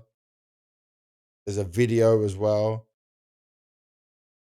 Yeah, like While you go through it's this, I'm pouring a beer. crazy, I'm man. listening. Yeah, it's crazy. No, I think it's something that's been, as you mentioned, it's been well known for quite a while. I mean, I even remember one of like first majors, like back in like 2014, 15, Yeah, something along these lines. We get called in by like some, betting, I don't know, people who chase basically faulty bets and kind of searches for evidence on that. yeah, Gets explained what the rules are if you're a participating player and stuff like that. And they explained how prevalent it was in especially Asian regions where, betting companies can basically not trust any Asian games to the point that it's yeah. so like broad there that they just see occasion after occasion after occasion with suspicious activity, both on the betting side and in the game. It's crazy because I have no proof of this, and this is just what people have passed info, like have said this to me. But they spoke about things where these teams can be playing in a practice room or a boot camp together, yeah, and then there's someone literally telling them throw this round, yeah, throw this part of the match, and it can be some pretty nasty people doing this, or just some people who want to make a lot of money from the betting money that's thrown around. Yeah. And that's a wild situation to be in. But I'll say this is like Boris, at least fair play to him for putting that out there. Yeah, I mean, Like not the weird part about it's this is risky, by the way. obviously, I think you've heard about people, messaging on Steam and stuff like this, or like adding people like through this game, or like being in an anonymous kind of situation while doing it. Yeah. But never really, I've never heard about a player coming up to another player saying, throw this game for money. And especially someone that's like quite well Well known. known Well and known. like Yeah. at least previously respected in the scene. Yeah. Um, yeah, it's horrible. Crazy. Next we'll get into a couple of things on tournament news. PGL Astana. I confirmed this because I saw the tickets, right? So last year in Astana, the main language in the arena, other than when I was hosting with a Russian speaking stage host who was like working alongside me, it was always in Russian in the arena. But Astana is now going to be broadcast in English. So I messaged Silvio, the owner of PGL, and one of the things he said was that it's for bringing an international audience to the arena. I'll say this, and we said it when we did the Astana event at the time.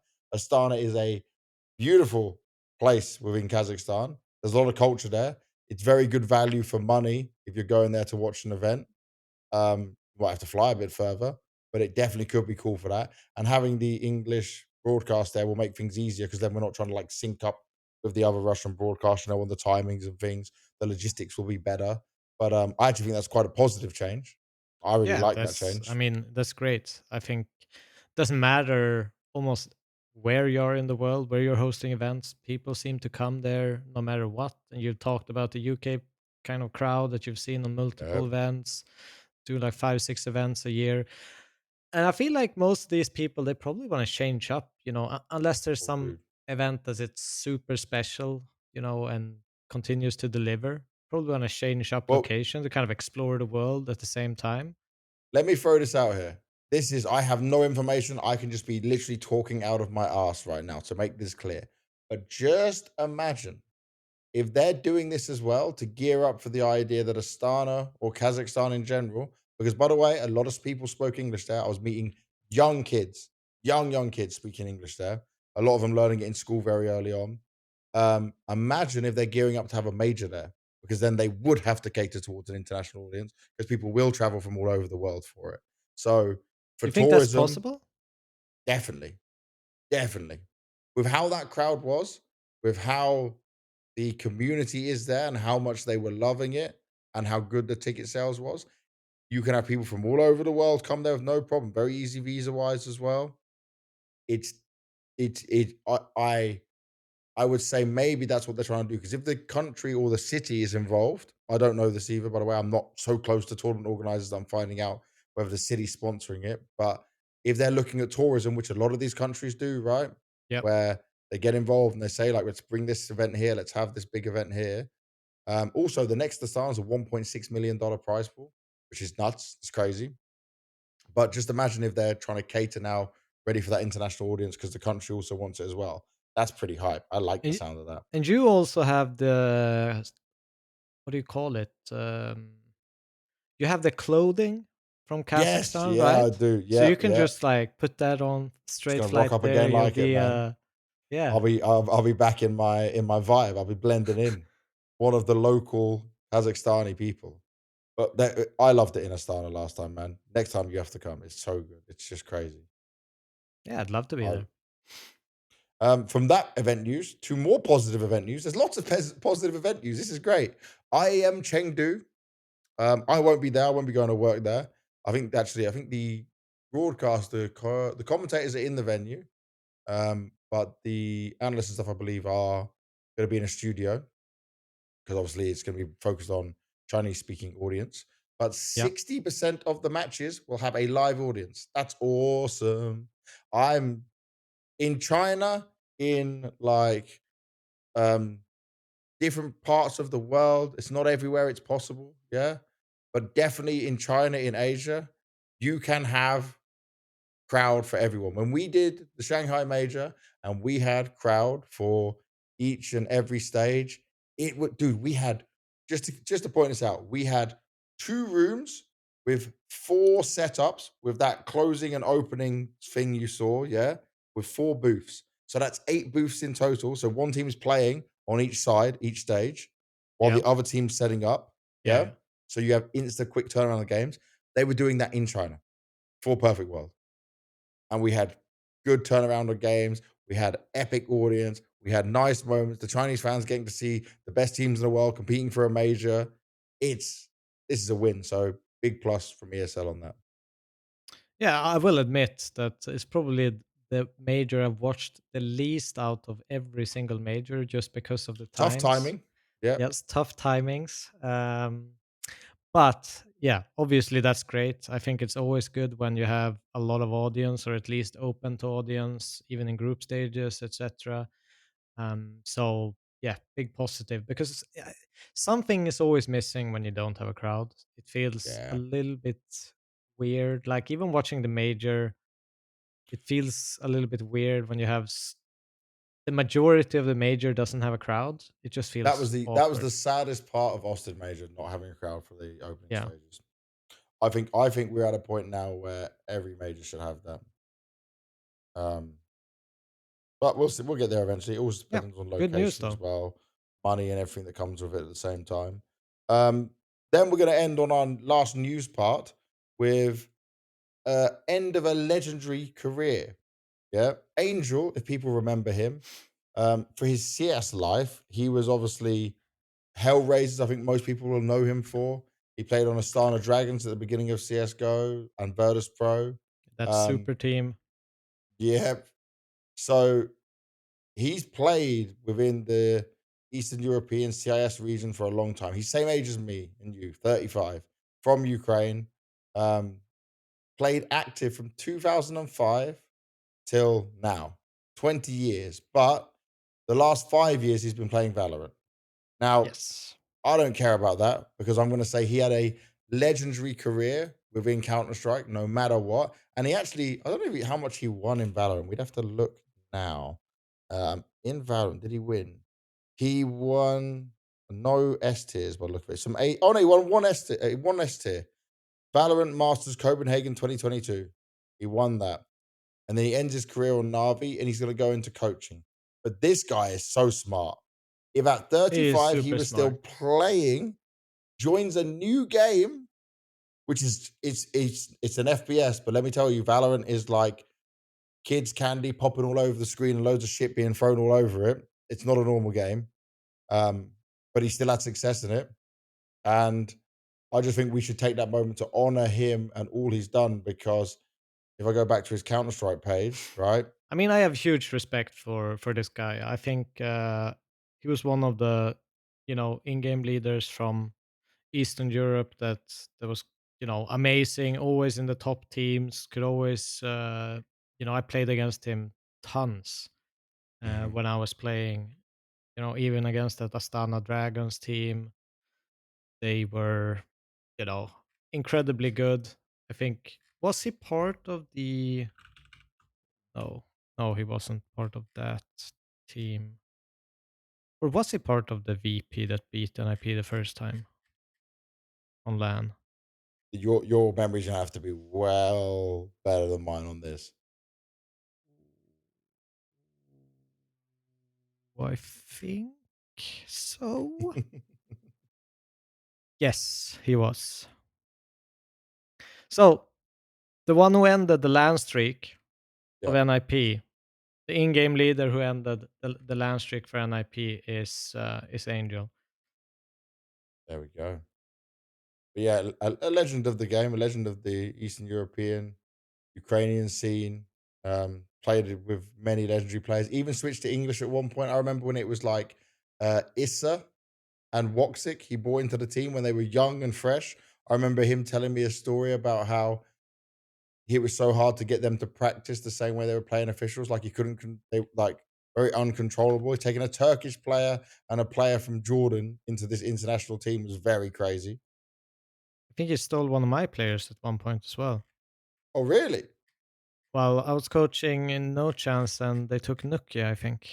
Oh, yeah, that's on there. That's on there. Yep. He had Stico at one point. Oscar was there. LMBT as the coach. Snyder was there at one point. Yes, the weirdest timeline. Standing Snyder. Standing Simple. I remember Schneider talking about this, and he was so confused about, like, he wasn't doing bad, but Yeah, obviously Angel has a very specific way how they kind of call strategies, where they would write in team chat exactly what strat they would execute in all the stages with numbers and letters. So it would look yeah. something like 3B That's your Eastern A2 European style. A1 in just team chat, and that would be the entire round written out. And Schneider could not, like, for him, like, obviously, like, he might be a little bit dyslexic as well. So like looking at that, he would He's reference like, another round when looking yeah, at it and just do something else, and everyone would be like, "What the fuck are you yeah. doing? Why is this not? Why is this guy not Why following? are We you know he can be a good AFs? You're player. supposed to be B."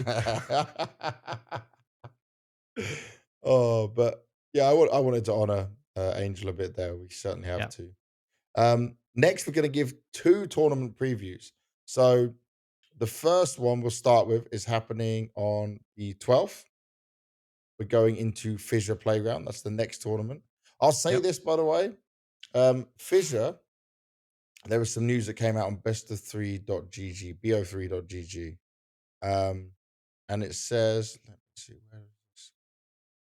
It says sources, tournament organizer Fissure is facing serious financial troubles. Now, I'll tell you this, right? From what I heard from teams, I've never worked the event. I've never been to it. But what I heard from teams is that the way they're being looked after is very good. Talent say the same who worked it as well. But previously, BetBoom, one of the betting sponsors, was like a big partner. Now they're just a sponsor. So they've had logistic budgets for teams cut. And the thing is, they've announced, right? This is Fissure 2. Then there's Fissure 3 in April, Fissure 4 in July, and then 9 more tournaments until 2028. I will say Ooh. this: they were never a tier 1 organizer, and they've jumped into tier 1. if they need money already, they got to find someone quick because you can't be running this bigger style events with these big teams. And there's some great teams going to this fissure. Yeah. But like, also, it's in a great location in terms of Serbia because it's good for visas. So a lot of people can easily get there. It doesn't cost you your Schengen days as well if you're non-European like me. So it's a problem that like they might have bit off more than they can chew, but this is again just a rumor. So I just want to highlight that bit before we get into the tournament side because it's all well and good what's there. But let's have a look down the team list, by the way, is pretty stacked. And they're doing a Swiss stage, by the way. Yeah, but by the way, great format. Yeah. $1.25 million prize pool. Does it show us how it gets broken down? Yeah, so $2,000 for first place, $1,600 for club share. So they're doing the club share thing as well, which obviously incentives to make teams play in it. So Mongols, highest ranked team going there. Then G2, Aurora, Furia, Falcons, FaZe, 3D Max, Pain, Astralis, Tyloo, Game Legion, Liquid, Heroic, Linvision, Virtus Pro, Legacy. All games are on LAN, Swiss system, which is lots of games, which is great for VRS. A huge amount of points these teams can gain, you know? Is it V1s? No, all best of threes. All best of threes. Nice. All best of threes. I'm just looking at open matchups. Yeah, everything's best of three. All right. So literally the God format, same format PGL uses as well. Yeah. It'd be good for Mongols. They skipped London because they couldn't get visas. Same for Aurora. Good to see them back. G2 straight back into it, by the way. I messaged Hunter on Instagram. He'd get to go home at least to like see family for a couple of days, but needs to stay back on the practice, keep that grind going. Obviously, now they're probably coming in as like favorites alongside the Mongols. Yeah. With Falcons Furia. need to show up big as well. Yeah. See them back Yeah, in it's action. it's an interesting one. It's a lot of contenders in this tournament. If we obviously, possibly the three best ones are not there with Mouse, Vitality, and Spirit, but everyone else seems to be here, excluding your favorite team. Yeah, no Navi. No Navi. Which it makes sense. I don't think Navi would go to a. But well, either way, yes, they wouldn't go to a Fisher event, first of all. Because of But who owns even if Fisher. we would eliminate the Fisher part of this, Yeah. I think it's probably a good thing for Navi to get back into some practice grind and figure some stuff out. So I think the timing of it is probably good for them as well. You know, the craziest thing here, though, is Liquid right now. Let's look at their VRS. VRS, Valve ranking, 30th. 30th. They have to do well here, bro. Like, they are so cooked right now. Can you actually check where Liquid is? Like, what tournaments are actually weighing into them? And what... You know what I mean? They're going to this one and a local Polish LAN, which probably won't even be on HLTV. Let's have a look. What else is there? Liquid. Because before, at least, you could...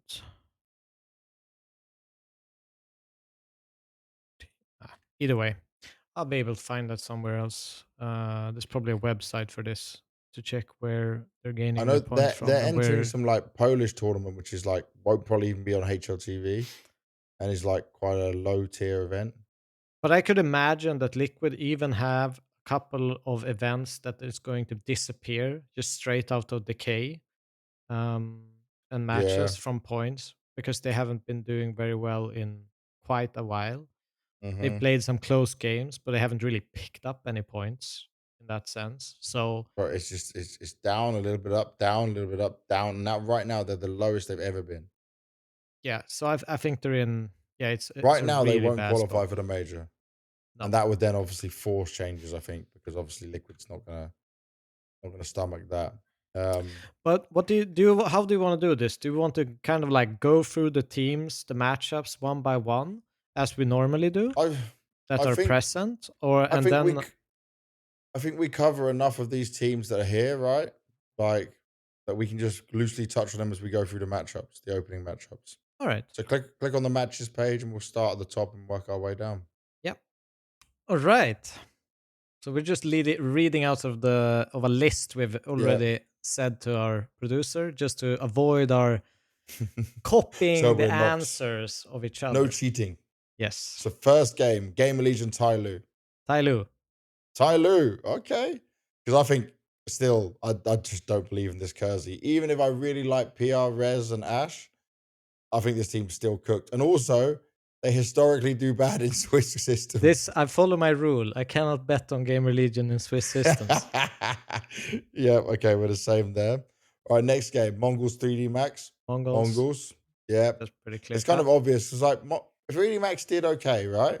Yeah. Like with this new IGL, it's a nice change up. They can catch some teams off guard, but I don't see enough of them to be able to challenge Mongols. Maybe they can take a map, you know?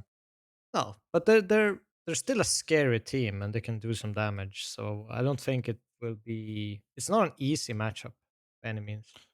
No. Falcons VP. Falcons VP I'm with done Perfecto with leading. VP. Yeah. Falcons all the way. Wait, I love Perfecto, but this VP team is so cooked, man.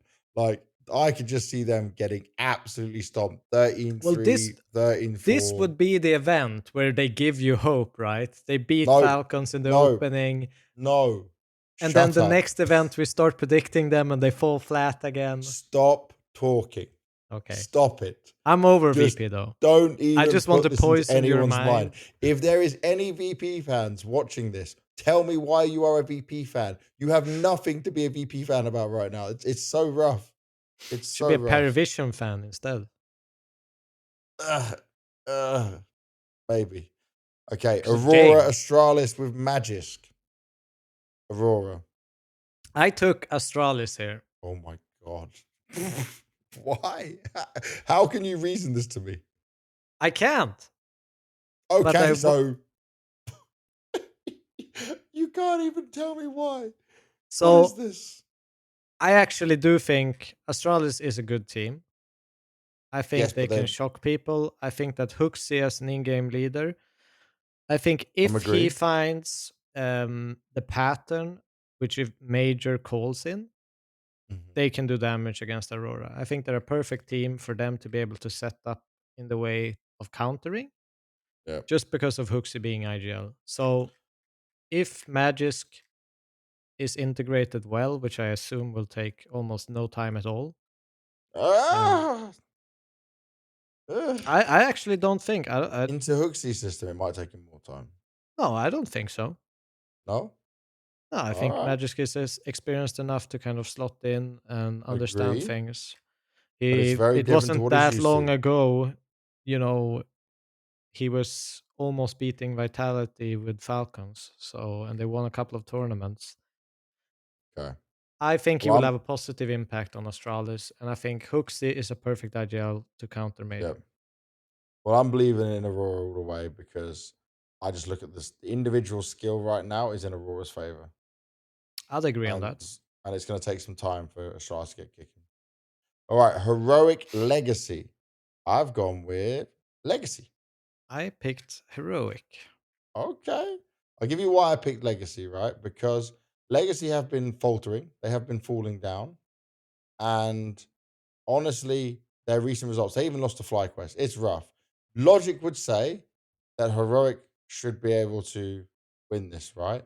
Obviously, they lost to Tenier, which is a huge loss for them. Nilo's back, and I would say at times he looks good. I'm not sold on this team just yet. Alcaran had some moments, but I'm really lacking a player who can pop off consistently. And I feel like the style and what Legacy will throw at Heroic will just eat them up if they can get going in a few rounds.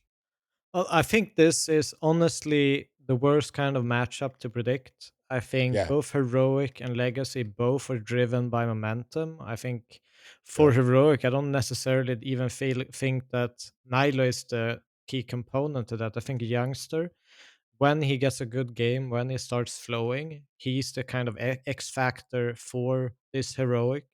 And he needs to just have a good start. The same way I feel like Dumao is that for Legacy, Mhm. where they could either win 13-0 or lose 13-0 at any point in any day. And I think obviously Heroic not having Saw anymore is a huge minus for them. Yeah. but they'll still have some of his teachings back in their mind still. It's not completely swept out of them. So I That's think fair. that is something that will pull Heroic through. That's fair. All right. G2 Lin Vision. Pretty I obvious, picked right? G2, Yeah, even what a though surprise. Don't. Emilia Don't. Kak is one of my favorite players.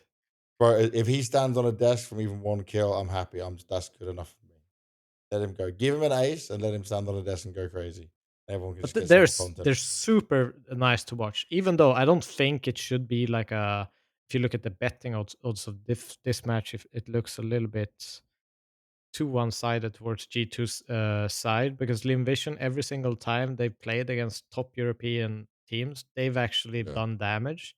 They've made it scary for them, and they can Yep. definitely pick up a map in this series. Even though I will say G2. But yeah, don't sleep on the Invasion. Yeah. Phase Pain. Phase. I took Phase as well. Yeah. I think it makes sense because Pain's in a spiral again. Pain always do this, by the way. We get hyped on them. We see them do some good. And then it's like they keep getting invited to international events. Okay, you can beat an NIP or a big, but you can't even beat a Liquid. You can't even beat or take a map from a Mongols. You can't beat Astralis. Like they haven't played for a lot of time, not even in Brazil. So I'm hoping, by the way, they've been in Europe grinding, but I still don't think like they're gonna beat FaZe pound for pound. I mean, I'll even say the worst stat of them all. They played close against Big, even though they won. Yeah, that's sad. It's not a good place to be But in. yeah, I think FaZe is on the up, even though they obviously got stomped in a way last game against G2, at least on one map, and the other one they Yeah. probably should have had. But I'm expecting them to kind of be a little bit still positive about where they are at Yep. and pick up a win against Pain. Furia Liquid, the rematch from Blast Bounty, where Liquid actually beat them online. So it wasn't great for the VRS side of things. I'm picking Furia. I'm picking Furia as well. Furia on I LAN. don't think we need to explain Want too much. revenge. No, Liquid, by the way, every win here is so important for them, but they need to go deep in this tournament. I don't know what could have changed them. I'm pretty checked out on Liquid, I'll be honest. I I I I believe in my boy Flashy. I think Nerds can be great at times. Twist has good moments as well, but it's very public that there are players that are not so happy in Liquid. They don't seem like they're a team that are playing together and connected at times. And I'm missing the ultimate of what we saw near the beginning of Liquid time as well. Yeah. No, I think there's a lot of different discussions you can have about Liquid and what needs to be changed and what's negative. Um, I feel like they need some player changes. But there's still some positives, but it's always grasping at straws positives. They maybe can get a win. They can Yeah. make things close, but they can't really be able to pull themselves over the line. So, I mean, Furia to me, they're just a way better team, pound for pound. If you look at every single player on Furia and compare Mm-hmm. them to Liquid, you take Shui versus Fallen. I think Fallen is a better IGL and definitely more Better fragging IGL right fragging now. Yeah. right now. Which is wild compared to what we used to say about Shuhei in the past.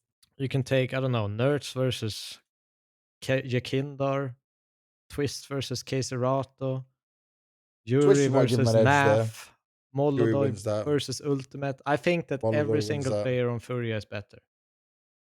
I think exception of the Twist Quesararo one. Yeah.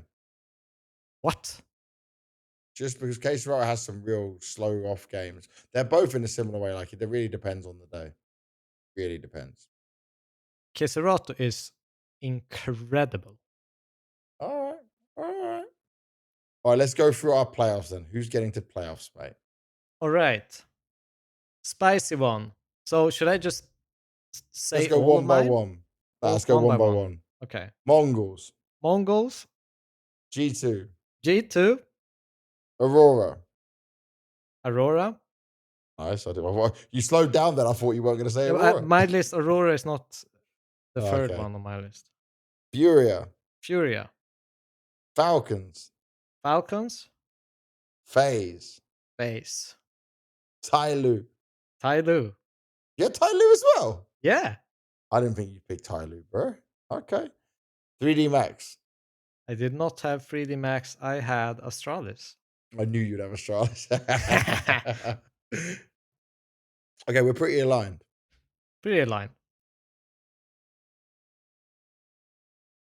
Oh, I nice just sneezed, mute. but I muted my microphone. Yeah, you see that? I sneezed Yeah, those and muted. skills. That's I saved- broadcasting talent. Oh, we got to keep that in for the show just for fun. All the only listeners have no idea what's going on, but I did just dramatically sneeze. Everyone could see it on the camera. Okay, so that's where we're at with Fissure. Overall, it's a good event. I hope their financial troubles are not as real as what the rumors are. It's good club share money in there. It's very important for VRS, and obviously, it's also very good to have We should a also do the different tournament winners as organizer. well. Oh yeah, I had winners Mongols. Mongols winners as well. You had Mongols win as well. I thought you put G2. By the No. way, I think that even though I'm G2 the play is so I'm the good, biggest Mongols fan in the world. yeah, but I'm not even the biggest Mongols fan. I'm just saying G2 playing against Mongols, it gets real interesting. Yes, Real interesting. but my And it's a heart is best with of 5. Mongols. I'm not even going for heart. I just think like it can be a banger of a game, but Mongols take that over the line. It's going to be interesting no matter what. And then we got another event preview for you all guys. As we are nearly at the 2-hour mark, we're gonna go through this. We didn't say it was gonna be a quick episode, so no one can complain. We're going on to Star Series Star Ladder Fall 2025. Now, this is quite an interesting one because Star Ladder is back. They have been away for such a long time. They have got the next major. It's happening in Budapest, Hungary. I'm excited for this because if people didn't know, I will be a little bit biased here. Star Ladder is the reason I moved to Ukraine in 2019. They got me set up here. I built my life here. I got to meet my wife, my friends. Like my life now is here because of these guys. And I'm so thankful for that. So I'm just happy to have these people I know and work with are back. Now, for the event itself, talent's going to be online, but the players are going to be on LAN. So it is LAN games. It's all best of threes, including the grand final, which I'm not a fan of, but there's a lot of games. There's a whole lot of lower brackets. There's 1, 2, 3, 4, 5, 6, 7, 8, 9, 10, 11, 12, 13, 14 matches to be played here. No club shares or anything. 200,000 for first, 130,000 for second, 70,000 for third, 40,000 for fourth, 5th to 6th, 20, 7th to 8th, 10th. So everyone gets a little bit. Teams, you obviously did the qualifiers for this, right? So you saw Yes. Paravision, 9, Gentlemates, and OG qualify. Yep. Passion UA, which is basically complexity plus Kvem, and Kvem and TC. Bait, Nip, and Navi are attending. Navi is the biggest name there by a long way. They are over 10 ranking points away from anyone else. That is the big dogs. And it's some good experience for them. Yes, very good. It's an interesting list. I obviously, as you mentioned, I did not watch Passions, but I did watch OG Gentlemates and Nine in this qualifier, and Paravision as well. I think Paravision is someone that they look to be back. James have finally found the kind of young squad with him recently taking over the in-game leader role again. They obviously have Yep. Dustin, huge experience on the coaching side, and That's they a dream have team. they have some really really exciting young stars coming into this, and obviously with James' brand of Counter Strike, we all know what that looks like. Yep. Very controlled, very thought out and calculated Counter Strike. Looks exciting. But for me, I think, obviously it's really sad for Nine, who doesn't get to go with Fusi. Fusi who qualified with Nine to this event with Ralph Favenkragen and Cjot. They're now playing with Modo for this event. Various coach. Gentlemates actually look great, by the way. This Okay. Spanish squad. But They didn't they have a do pretty little bit badly of that. recently?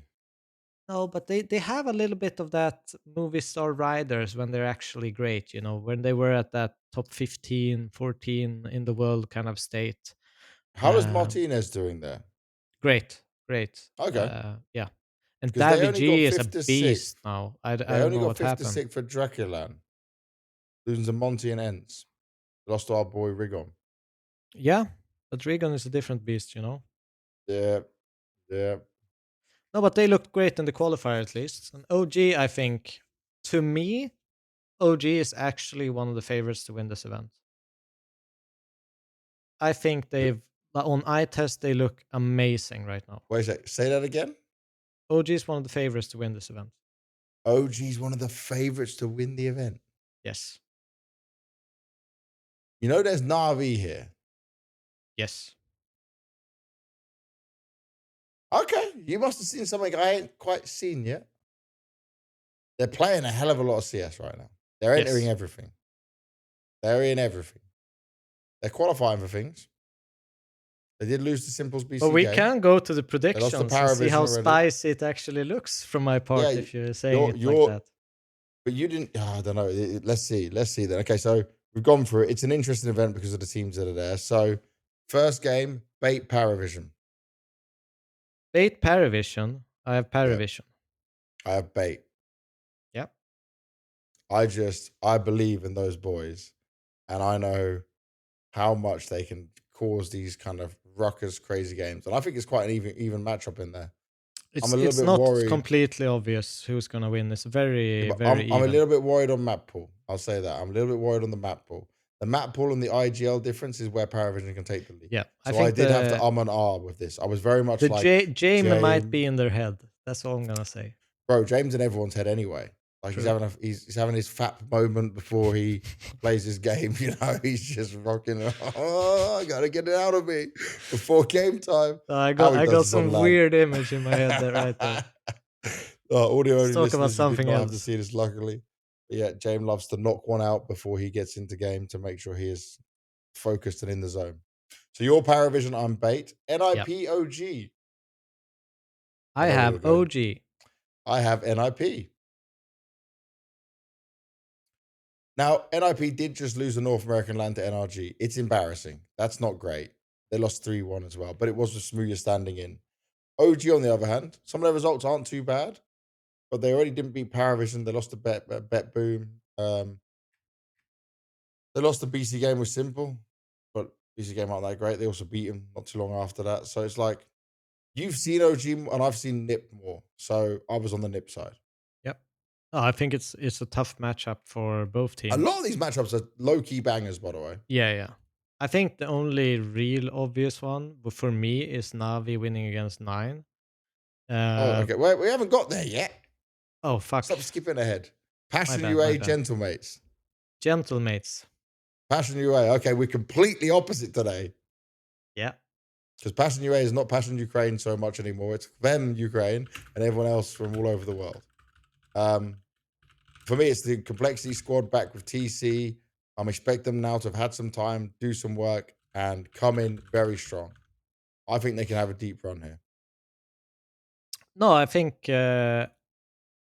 Quem is really freaking good. But I had Gentlemates just because of what I saw. They looked. It's kind of this like no stop Spanish Counter Strike. You know, they are very explosive. It's very much like for the older viewers, like the VP plow to a sense. Like once they start going, they just give you no room to breathe. Yeah. And some of their players seem to be in really good forms. Okay. So I think Passions, maybe they haven't really incorporated Quem to the point where he's like fully comfortable with switching to a different language and playing to, obviously, yeah, That's the all of that hardest thing for him. stuff That's the hardest. it's hard to kind of to know how much time that will take. So I put Gentlemates here to actually make a little bit of an upset. Okay. Well, we're completely against each other, but there's one more Yeah. game. Navi versus 9. Navi. Cool. Especially 9 lost Fozy as well, but Yeah, I think that's the key. He was really that's the instrumental kicker. in them qualifying. So Yeah, that's the kicker for him. Now, because it is just a double elimination bracket. We can't really go through who's going to make playoffs. So, who's winning it all? I put OG. If you, I don't know what you've seen or what's happened to you or who from OG's paying you some money on the side here, but you are absolutely cooked crazy. Am I? How do you think you're ever going to be hired as an analyst for jobs if you say this? Okay. OG. Who do you think is gonna win? Navi. How much Obviously. do you expect to ever get hired as an analyst I'm not an analyst, luckily. if you have these predictions? You can't throw that back on me, bro. You Yes, I can't throw can. that back on me. I'm just saying. Pick Inferno, win game. Best of one? Is that what you're hoping for? No, I'm just saying they're 1-0 up in every single best of 3 if they do it. Okay. But this is Blade. Eventually, this is Navi will falter. They will slip, my friend. They will I'm slip. just going to say this, right? For Star Series, considering how far above Navi are and what they're trying to do with getting some LAN experience, some extra points in here, right? They can't attend the Fissures because obviously Fissure, Russian-owned thing, that's not going to happen. So this is an important event for them. They are going to come in.